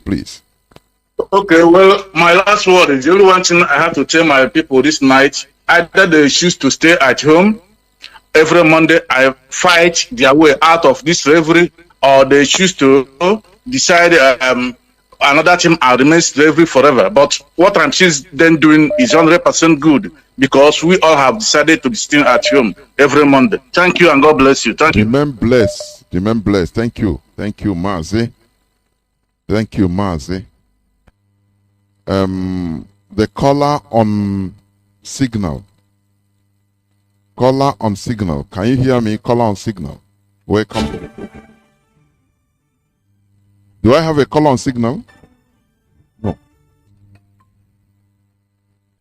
Caller on WhatsApp. Caller on signal, please hold on. I'll come to you. I'll just pick you up. Caller on WhatsApp, welcome to the program.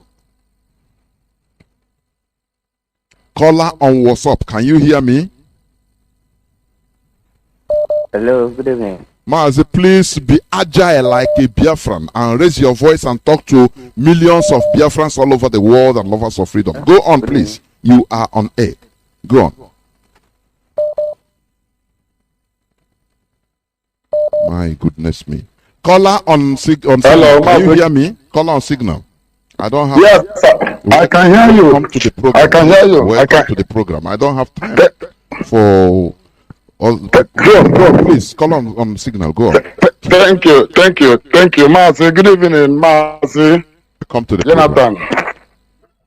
Thank you. May the Almighty Chukwokike Abiyama continue to protect and guide you and guide our Onyendu, the great man, and the Jesus of our time, the Yeshua of our time. May the Almighty God continue to protect him wherever he is. May the God Almighty guide him. No weapon or form of action against him shall prosper, because he's a great prophet. The Bible says, touch not my anointed and do my prophet no harm. Mazi, I want to thank you once again, and I want to thank all the Biafrans all over the world. I also want to thank mostly the Biafrans that is here in Biafra land. My name remains Mazi Obiakisu, calling from my location. Mazi, I want to thank our people because of what they did marvelous thing on Monday. It was so great in Biafra land. It was so marvelous.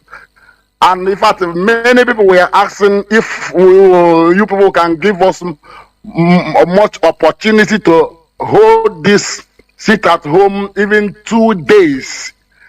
We will be much happy over that. In fact, We because count everybody one in before Biafra counting was. two.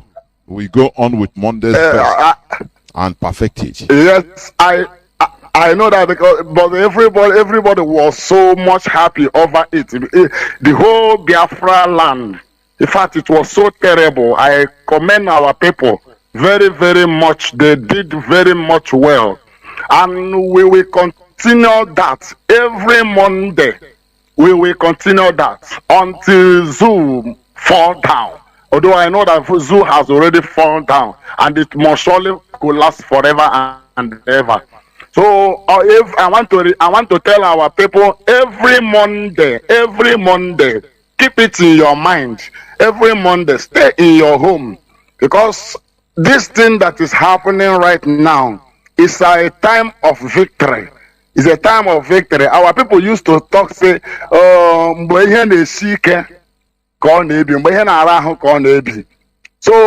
Mazi, in fact, I don't have more to say, but I only want to thank you, and I want to pray for our leader that we may the Chukwu protect him. Nothing. When he obligate me, when he obligate me, with a great victory. I get celebrate Biafra in a shortly time. Ihe make harabundeni na wonde na bambu uru. Ka harabunde ni na si na ihe ọma na agba afọ. Ka harabu ihe ndị niile si o na ha agaghị adị ndụ Biafra da. Ha niile ga-aba na 6 feet. Ha ga-aba na 6 feet Biafra ga-adarịrị. So Chukwu kebe maka anyị na-ayọ na ma ayọ ya. Ụbọchị eke ka ọ chekwawara anyị ndị ụmụ Biafra niile, ụbọchị afọ, ụbọchị nkwọ, ụbọchị orie. Dewo. Ise. Naanị ya bụ Chukwu ka o were amara ya kpuchie ụmụ Biafra niile ke gazuru na ụwa niile, ọ kachasị ndị ke nọ na Biafra land, ndị ke na-aghọ mgbọ. Chukwu oke abịa na Chukwu ụmụnne anyị Mazi imere ndị mmadụ ebere. Mazi, I went to prison even nke Aba. Ebe na prison ya dị nọ na aba ebe a, imere ndị mmadụ ebere. Innocent souls are lamishing there. Thousands of people nọ na prison yards. Every prison yard ọbụla Igbo, ụmụ Biafra so ihe jiri ebe a na-ata ahụhụ.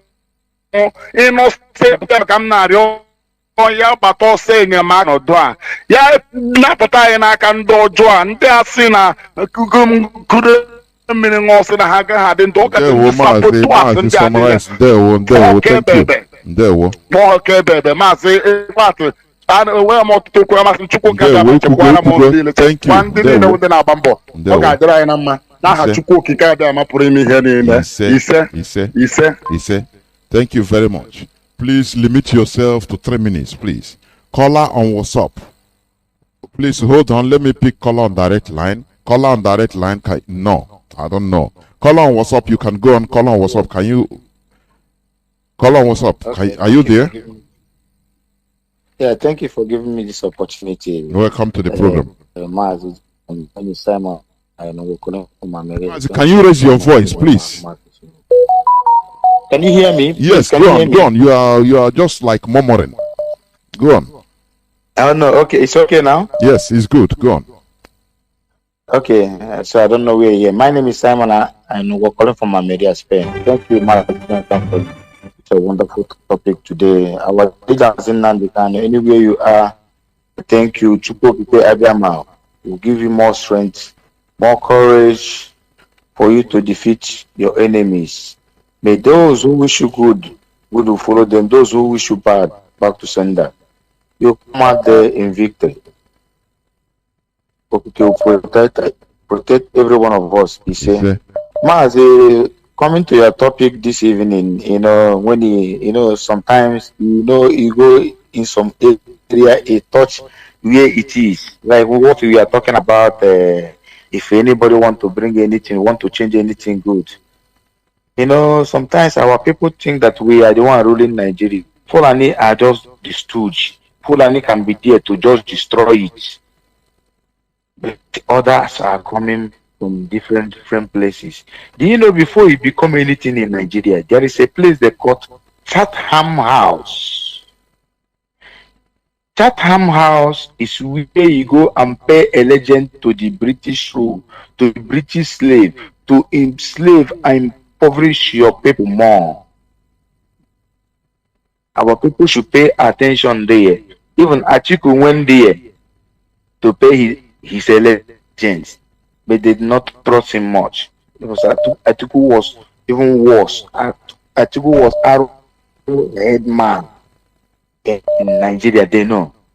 So you see, all these things are the things that hooked us. Mazi, let me say my own experience. As of 2008, when we start having changing of mind, let us bring something new. Maybe some partners we have here, or I have been there directly. You see, in Biafra land, you see, when you hear exclusive list, exclusive projects, there in Biafra land is just leave it to rotten. Just leave it to rotten. They purposely target and destroy during 1983 to 1990. Do you know how many companies they have in Biafra land?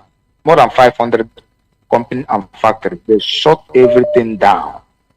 It is a policy. Good. Look at Abba.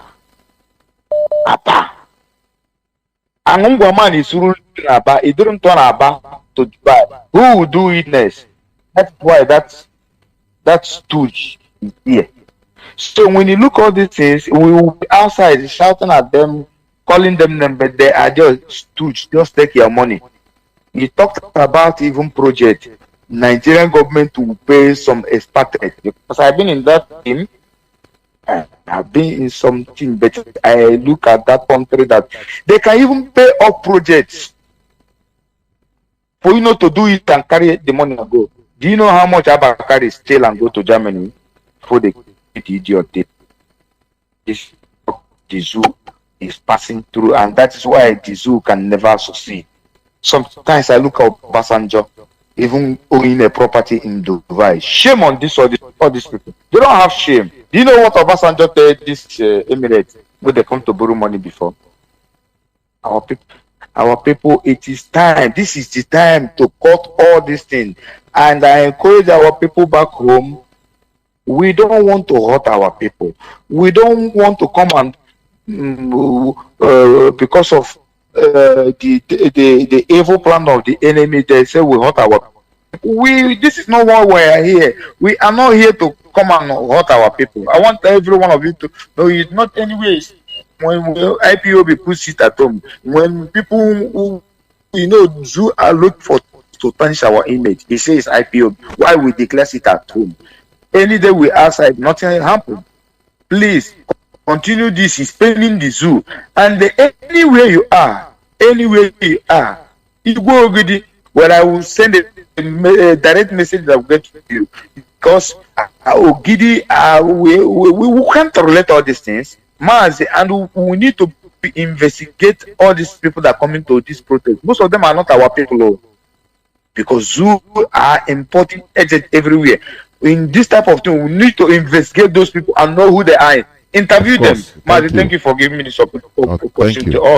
Almost Biafra. Thank you very much. Caller on signal. Welcome to the program. Caller on signal. Are you there? Caller on signal. Can you hear me? Good evening, sir. Welcome to the program. Please go on. Good evening, great dear friends. I want to thank you, especially Mazi Johnathan, for topic this evening. Because I understood that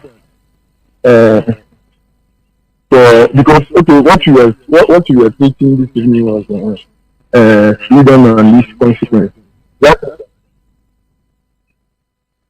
Freedom and its Is that so? consequences. Yes. Okay. Okay, the cost of freedom.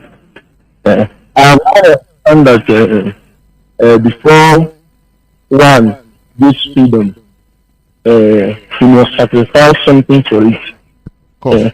I want to say something that for us, Biafrans to be free, we must sacrifice one thing or the other. And our everyday, as they directed us, as every Monday, we will be sitting at home to protest. So if that's only what we can contribute, the little one contribute, you can contribute. I won't see anything in it. So I want to encourage all the Biafrans that this little ones that we are doing, we should continue, because it will surely yield fruit, or it will surely bring out results. Again, is that I want to talk about what is happening on Twitter, because there are many people who call themselves our brothers on Twitter, propagating lies against IPOD. You mean like okay, let me not call Mazi, please don't call. This is an old game we know. You know, any person can answer any name and talk anything on social media. It's for everybody, both the devil and the angel, both the sheep and the lion. It's for there, so no need. Okay, Mazi. I want to encourage our people to, even as they are playing that game, we should be up against them, because I understand why our leader say that all of us should go to Twitter, because that place is a weapon of its own. So we should be countering all their fake news, all their lies and propaganda. That is it. Thank you very much, my brother. Yes. Thank you, and remain blessed. Thank you.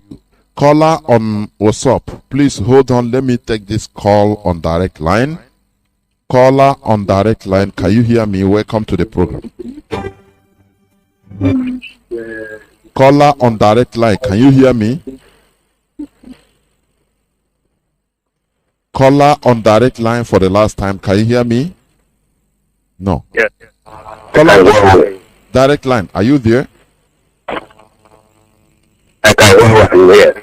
Please go on, please. You are calling on direct line, right? Yes. Go on, please.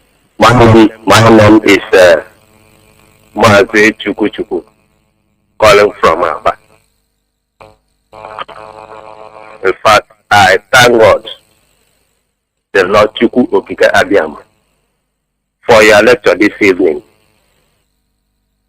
I thank God for that. May God continue to give you such wisdom and the chance, even ability, to be briefing us on some of these things.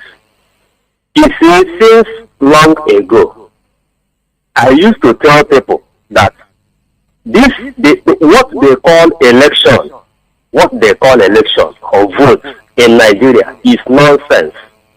It is complete nonsense.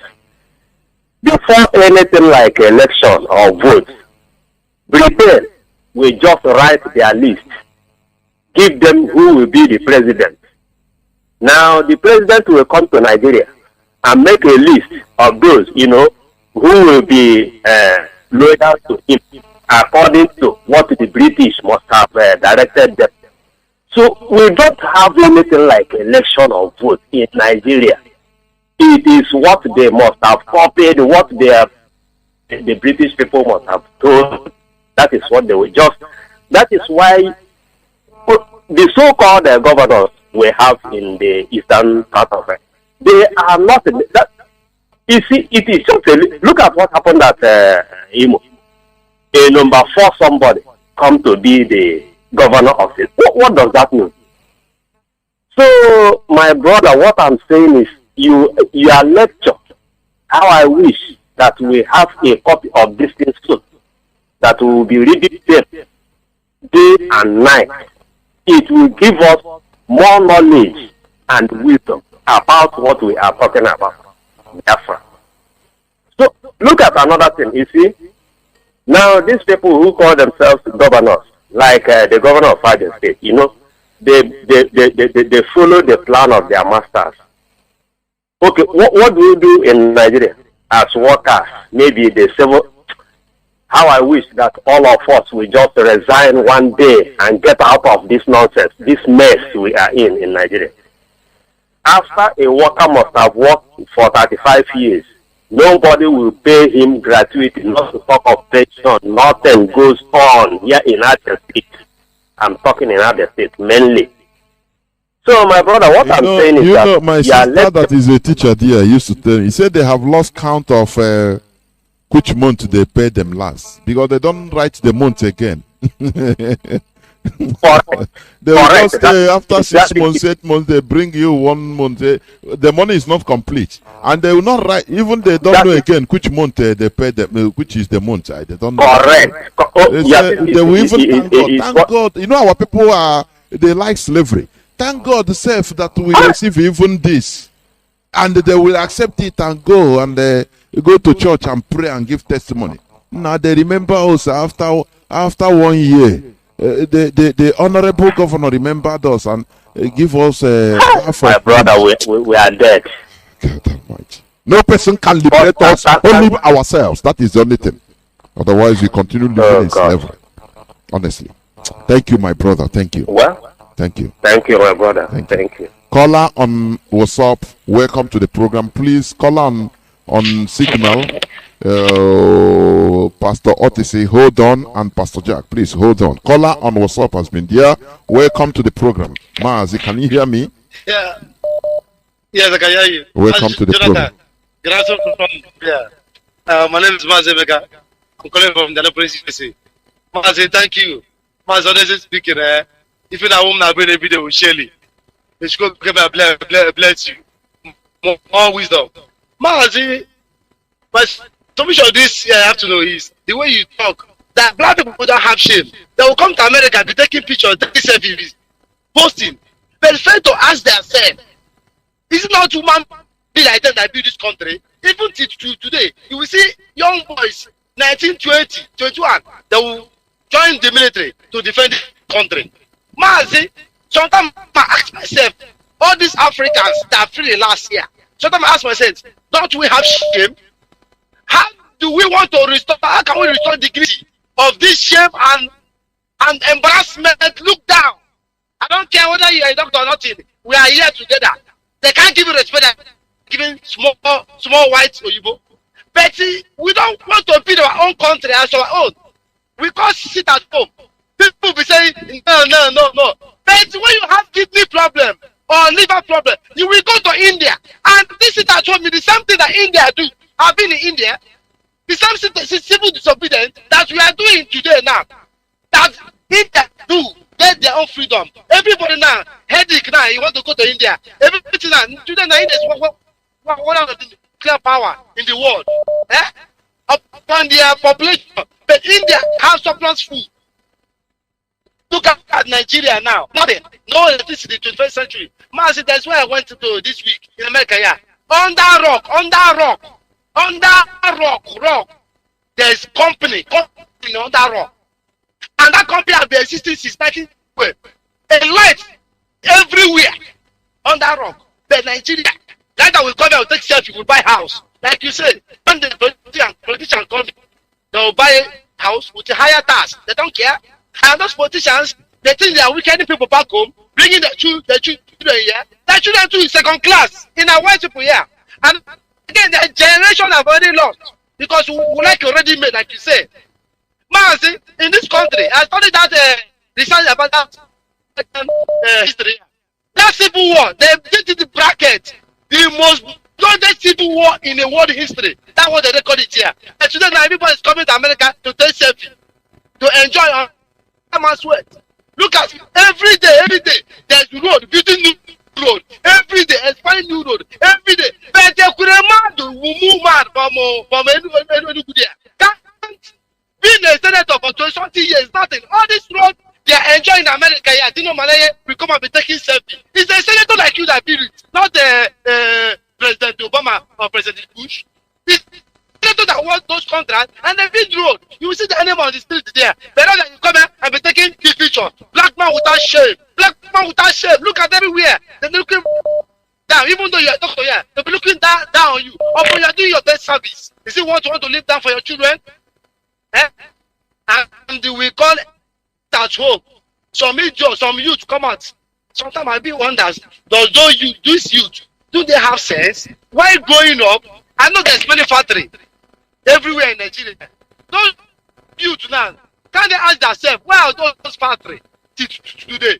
Like you said in your clip yesterday, the Hausa man that said that every time they want to do election, it's the Hausa turn, it's the Yoruba turn, it's the Igbo turn. Then the Nigerian people are fighting for, where is Nigeria turn to rule Nigeria? Nigeria is the only country I see where they want to do election. It is Igbo turn, it is the Yoruba turn.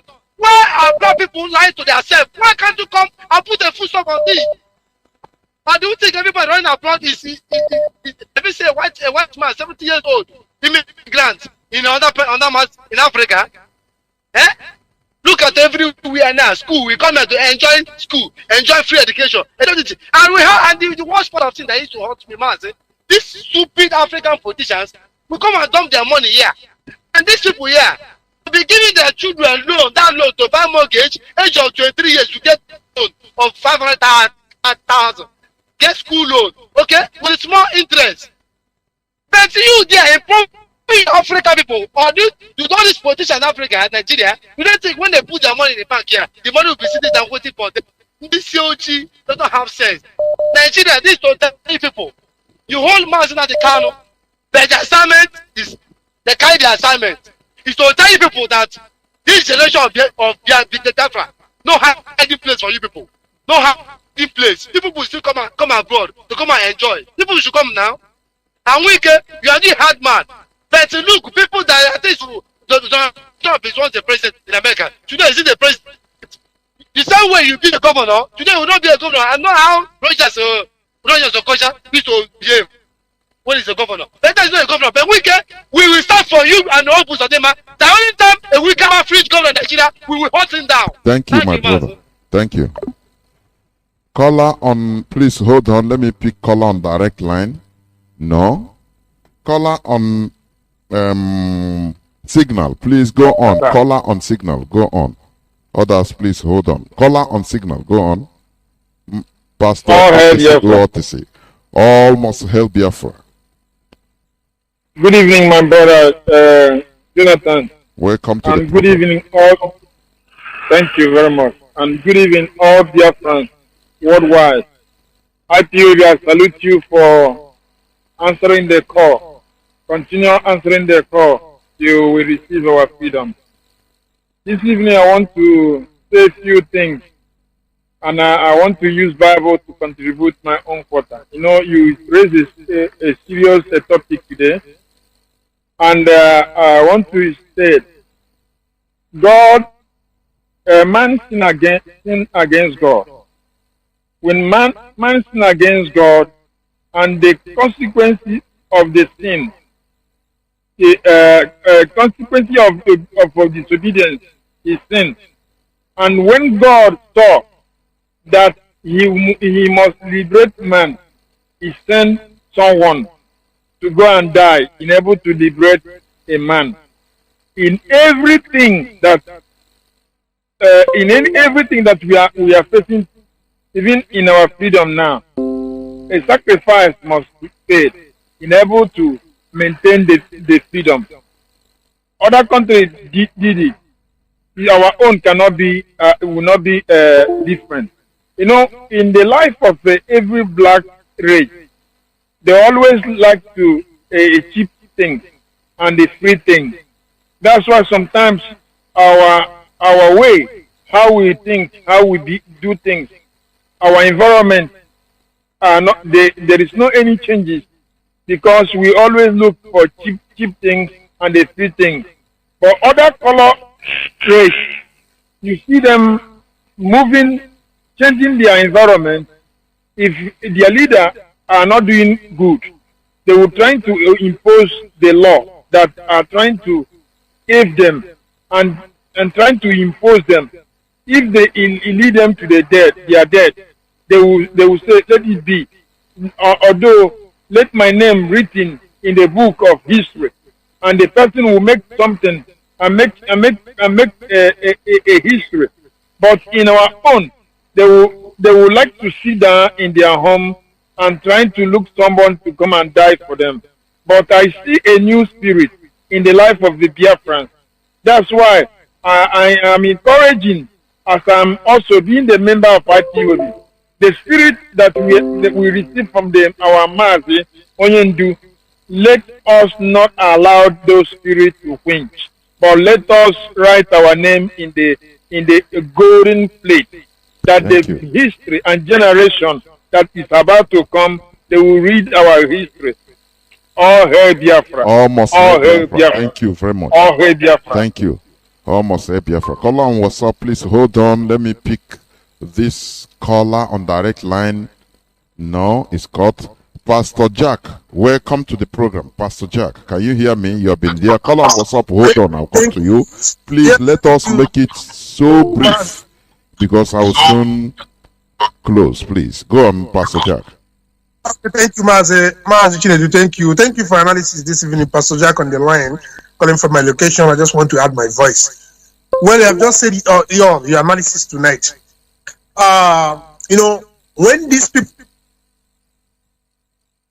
we are making sure that we do not produce any indigenous products, because of course in Nigeria the Fulani person has no idea of doing anything rather than squandering money. So when they channel all their products, exporting them to Nigeria, one Biafran person will think he has a good opportunity. You'll be thinking you are an importer. You are not an importer. You are only the highest consumer of the product of white man, not an importer. And you be carrying your shoulder up. I am an importer and an importer. What are you importing? You import how many cars, how many things, but no indigenous product that can be exported. And they are consuming whatsoever that is being brought. And they determine the lifestyle you live. They determine your economy, unlike you producing for yourself. And for those of ignorant Biafrans, critics, speaking against what we have done, I want to tell you that this is just money. Go and look for a nearby transformer and hang yourself. Because you know what? We will not only continue to sit at home, we will bring in other measures to tighten this whole thing, to make sure that the economy of the zoo and that of British crumbles. Because we know you have given yourself as a willing tools, and the British is using you to undo our people. But it is only the oppressed that will rise up one day and say no more. That is the reason why our people have come. And we will go back no more until Biafra is returned our time. Until Biafra is returned. And Mazi, our leader, must be released at all costs. Thank you, Mazi Chinedu. Thank you. Almost hail Biafra. Thank you very much. I don't know what is happening to the direct callers. If I pick the call, it goes off. I don't really understand. Caller on WhatsApp, please. The platform is yours. Welcome to the program. Caller on WhatsApp, welcome to the program. Please, let's make it 3 minutes, please. 3 minutes. Thank you, Mazi. Go. Thank you, Mazi. Mazi, can you hear me live and direct? Can you hear me clear? The whole world is listening. You are crystal clear. Please go. Thank you, Mazi. Mazi, on Monday, 16th of August, 2021, that is coming Monday, we are going to have a very terrible total lockdown of Biafra land. Mazi, we have been looking for the solution of our problem, and now we have seen it. It is going to be a total shutdown. Mazi, there is one video flying where the PJ of OBD has come up to say that it was a mistake. I am not their spokesperson. I just come across that video. So I want to use this medium to tell our people, please, if you come out on Monday, the Nigerian police and the Nigerian army, they will kill you. They will kill you. Do not come out. Stay in your house. Do not come out. If you stay in your house, the blood, he will see the blood and he will pass over you. As soon as he see that blood, he will pass over you. But if you come outside to see who is marking that blood will consume you. Stay in your house to save your life. If you come outside, because they are looking for Nigerian police and the army and DFS, they are looking for an allegation to lay on the IPOB family. Stay inside your house. The pastors who have keep deceiving us and telling us all lies, who has been building different type of cathedrals without feeding a manufacturing content. Your own time is coming when we will all be worshiping the type of God we know inside our house. You see that place that we go to give you this contribution that you always use to feed yourself. Time will come when we will ask everybody to go and serve the God he knows inside his own house. We have this period. This is a great period for you criminal pastors to speak up against all this evil. This is your last chance. Every Sunday, you collect the little money that we suffer to get as tithe and offering, and you don't want to speak up against all this evil coming, against all this evil happening. I am appealing to the Director of State to have an eye on all these our Sunday contributions, not Sunday church, Sunday lottery that we never win. I want us to consider it, because the time will come, this grace period that we have given to them, if this grace period of fast, and if they do not, all the fathers or the priests or the bishops who have asked us to be praying for Nigeria, we have prayed since 60 years. My father prayed and died, and nothing happened. I have started my own prayer and nothing is happening. Maybe I will die, my children will continue with the prayer. If you do not speak up against this evil, and you are waiting, asking us to come and contribute for you every Sunday, I want to appeal to you to let you know that your time is running out. Stay in your house on Monday. Do not be deceived. All the women are selling orange and apple in wet grass and in a way, stay in your house. If anybody, any Biafran life lost in any place you are selling something, consider that place closed down forever and ever. In the market, if you go and open any market, because we had an information that Obiano and the Devil they are sharing 50 million to all the market chairmen. We are following this news to know the day they will release the money and the day they will collect the money. All the wives of the DJ and all the wives of the market chairman, please tell your husband to run, because they will cause problem for you. What they will cause for you is to make you to be a widow who will take care of the children. And they are bringing you out for the world to know you. IPOB and Biafra is a spirit.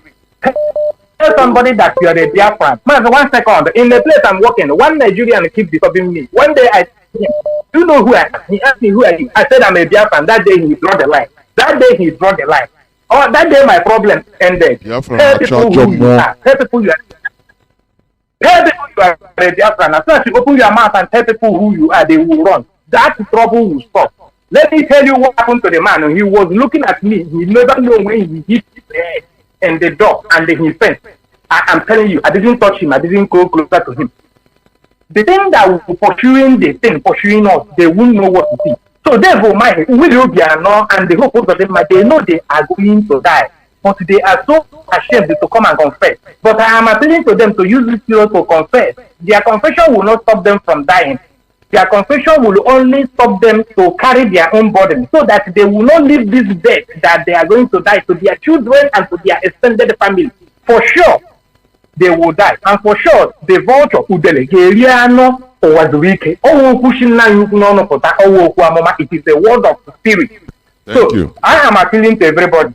All the keke drivers, park here keke. Why don't we go park here keke? You all know when you be the high protest, you have a high protest, come and down one come to park here keke on a Monday. Every keke happen. Nigerian police take about keke hawk. Thank you, my lord. There, well, thank you, my brother. Caller on signal. I'm inching closer to the end of the program. Please call on a signal. Hold on. Let me try to pick the caller on direct line. No, I don't know this direct line. When many calls come, they start crashing, start rejecting calls. I don't know. Caller on signal. Welcome to the program. Caller on signal. Yeah, Mazi Johnathan, thank you so much, my brother. Welcome to the program. Mazi, I want to thank you so much Before I continue, good morning, good afternoon, good evening, lovers of freedom all over the world. My name is Mazi. I'm calling from Austria, and by the special grace of God, I am IPOP Austria National PRO. Mazi, you see, I want to refer you to one Yoruba pastor called Ingila. I don't know if you remember this man called Ingila. Yes, dialogue. He said, yes, he said he saw a puppy walking, and all of a sudden there was wild animals following this puppy. He was surprised. What type of wild animals are following? They were protecting this puppy as if there is no tomorrow. Man, do you know what you are doing? Mazi Nnamdi Kanu are big like Asunaka. The way you analyze it, I swear before to go Kikabiama, God Almighty is using you to make our people to understand those things we've been seeing all this time, and we're not valuing them, or we're just ignorant of all these things. Mazi, yesterday when I listened to you, and today I listened to you, I begin to ask myself, does it even mean that I will be going to that sociological? Is it even better when I go back home? I will buy water from because this is our own. All these things you are doing. So you buy the highest thing, you buy innocent, at least.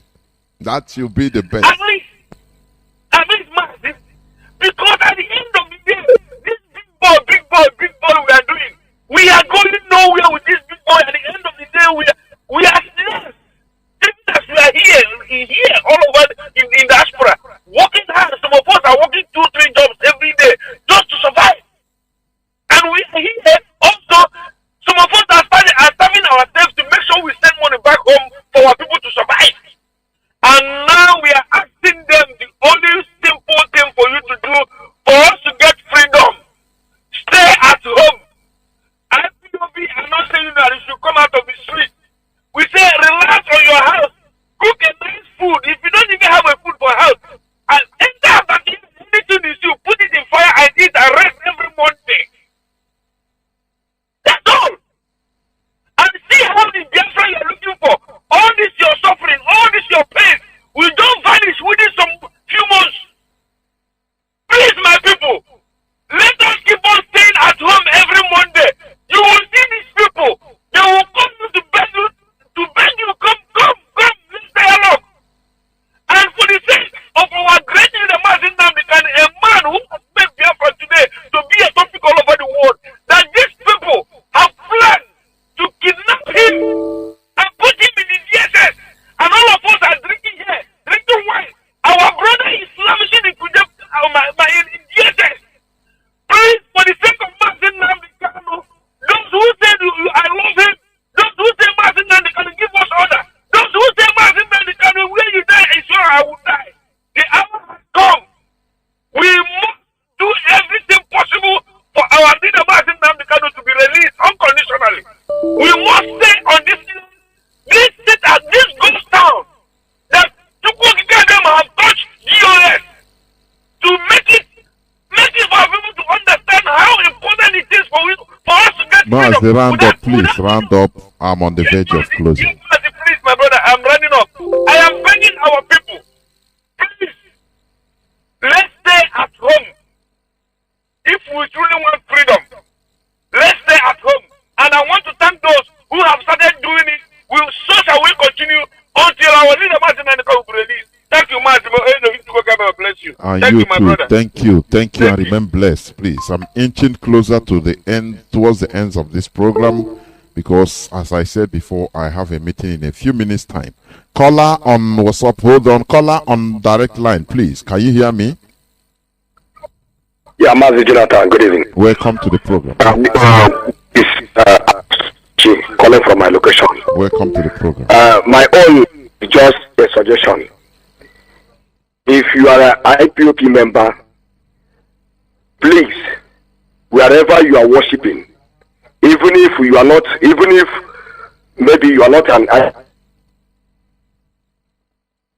the place that you are worshiping, write a letter and submit to that pastor where you are worshiping. Tell the person that every Monday, your pastor, that every Monday, that all the Biafrans shall be observing it at home. Let that pastor announce it so that everybody will stay at home and their life will be saved. Because I know that many pastors, they are away and are in support of everything that we are doing. God bless you, my brother. And keep remain on blessed your good too, work. my brother. Thank you. Remain blessed. Thank you. Caller on WhatsApp, please go on. I think you're going to be the last caller. Caller on WhatsApp. Can you hear me? Caller on WhatsApp. Caller on WhatsApp for the last time. Are you hearing me? Are you there? I'm hearing you loud and clear. Welcome to the program. Please go on. You too. Mazi, I am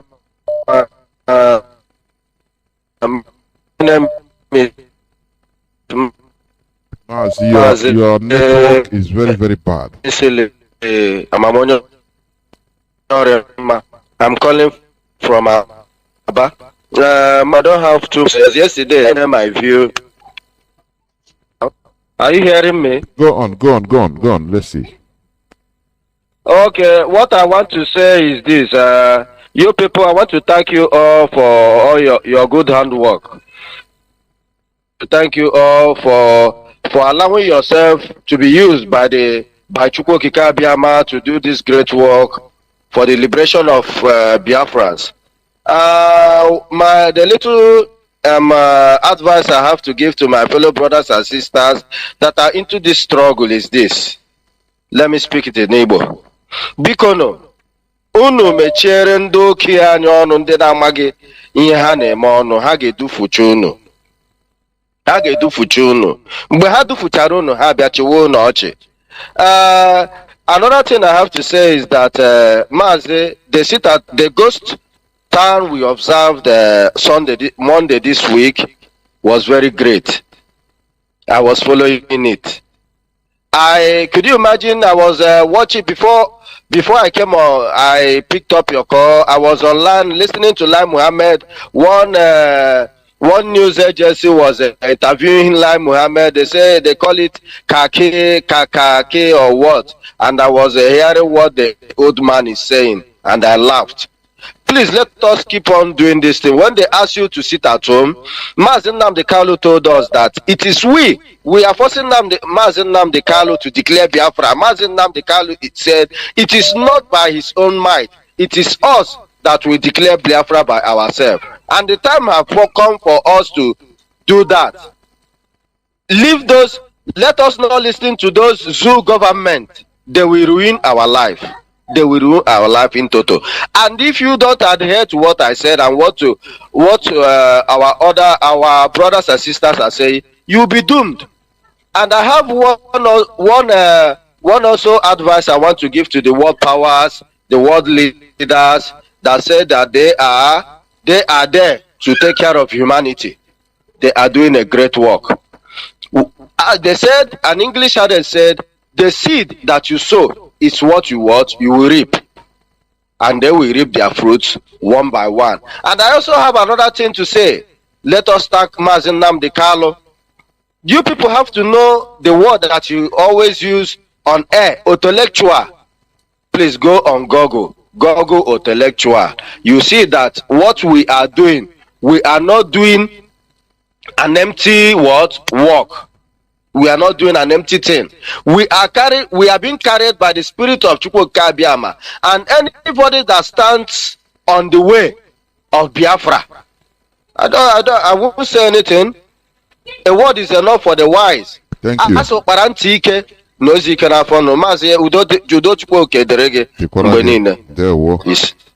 you very much. This is where I'm going to switch off the phones. I'm going to close the program. Tomorrow is another day. Please, I close prematurely because of some reasons. I need to attend a meeting, as I said. Tomorrow is another day. We continue preaching the gospel. Please, what we are doing, we are not leading you astray. before God and man. We trust our leader, and you should trust IPOB. What we are doing, history will remember us good. You understand? If what we are doing is not the right thing, do you think that Abdulaziz Suleiman would have speaking the way he did? Do you think like that? No matter how you harden your heart, once you hear this truth, at one time of your life, you must reason. You must sit down or lie down and reason as a human being, if you have conscience. We are fighting for freedom. Freedom have costs. They are costly. That is why when you obtain your freedom, no person will play with it. No person will play with freedom for you. No, you don't joke with it. Because it is something you enjoy forever. Your generations will enjoy it. Everybody will guide it jealously. It's like American framework, the structure. It doesn't matter which president wants to go against it. Everybody will come out and push him. Say, who are you? You're only one person. That is a country with structure, not like Nigeria. Nigeria have no structure. You understand? The only solution to this madness, because what in Nigeria, the whole politicians, the whole people that are elites, they are recruited agents of the West. They are using in order to continue enslaving others. That is why when people talk about corruption, oh, this person loot money. Corruption is killing this country. I laugh. Corruption is not the problem. It's just like it's the byproduct, the symptom of the real problem. They can tell you, loot the money, go, but don't do this. This money you are going to use in building, bringing electricity, instead share it. They will allow you to share it among you, the politicians. They say, share them. We don't, no problem. Share it, but don't build it. Because they want to continue making Nigeria a quagmire, consumer. People are go to Apapa Wharf, see. Importation, containers from China, all over the world. When you go Koribe, Japanese bring a container, you say, oh boy, hey, Nigeria a big market too. They are hustling for consumers in Nigeria. It's a big market. Docile zombies. That is the thing. And the world now take it is a duty for them to keep so-called Nigerians not to produce. They encourage, they make sure that they put their stooges so that you can, any factory you want to bring, you don't see how they can burn your even private factory. They will burn it and nothing will happen. Don't you think that it's a calculated agenda? Don't you know that? So that they continue making on. Britain did this in the early 19th century in India. Ordinary salt. They say India should not bring salt. India should not produce their own salt. They have in their land and in their water, in their sea. They say, you must be buying from us. We will be bringing it from Britain, from all any other country to you. Don't you see? You know, people don't study history. That's why they are ignorant. That is why they will give somebody 1,000 naira. He will be walking on the street. No, say no to sit at home. He will be I look at them. I see misery moving. I see ignorance moving, just having two legs and moving. You know, it is high time. We must continue fighting for our freedom. It doesn't matter the cost. What is it? The highest penalty is death. And we are dying. We have been dying. We have been slaughtered for this. Now, what is the essence of stopping? What else are you going to do us? They have killed us in through different ways. Starved us and we die slowly. They killed us with bullets. They killed us with the fire. Now what? And we continue moving. Now what else? Sit at home every morning. Even if you don't have anything to cook, drink water. You will not die. Tuesday you burst out and go and hustle. That is how it is. That is the price we need to pay. This is where I'm going to close this program, please. I'm sorry people are still calling, but I will not be able to pick the calls, please, because I have one activity again, please. Thank you very much and remain blessed. From me, with much joy in my heart and love, it is simply good evening.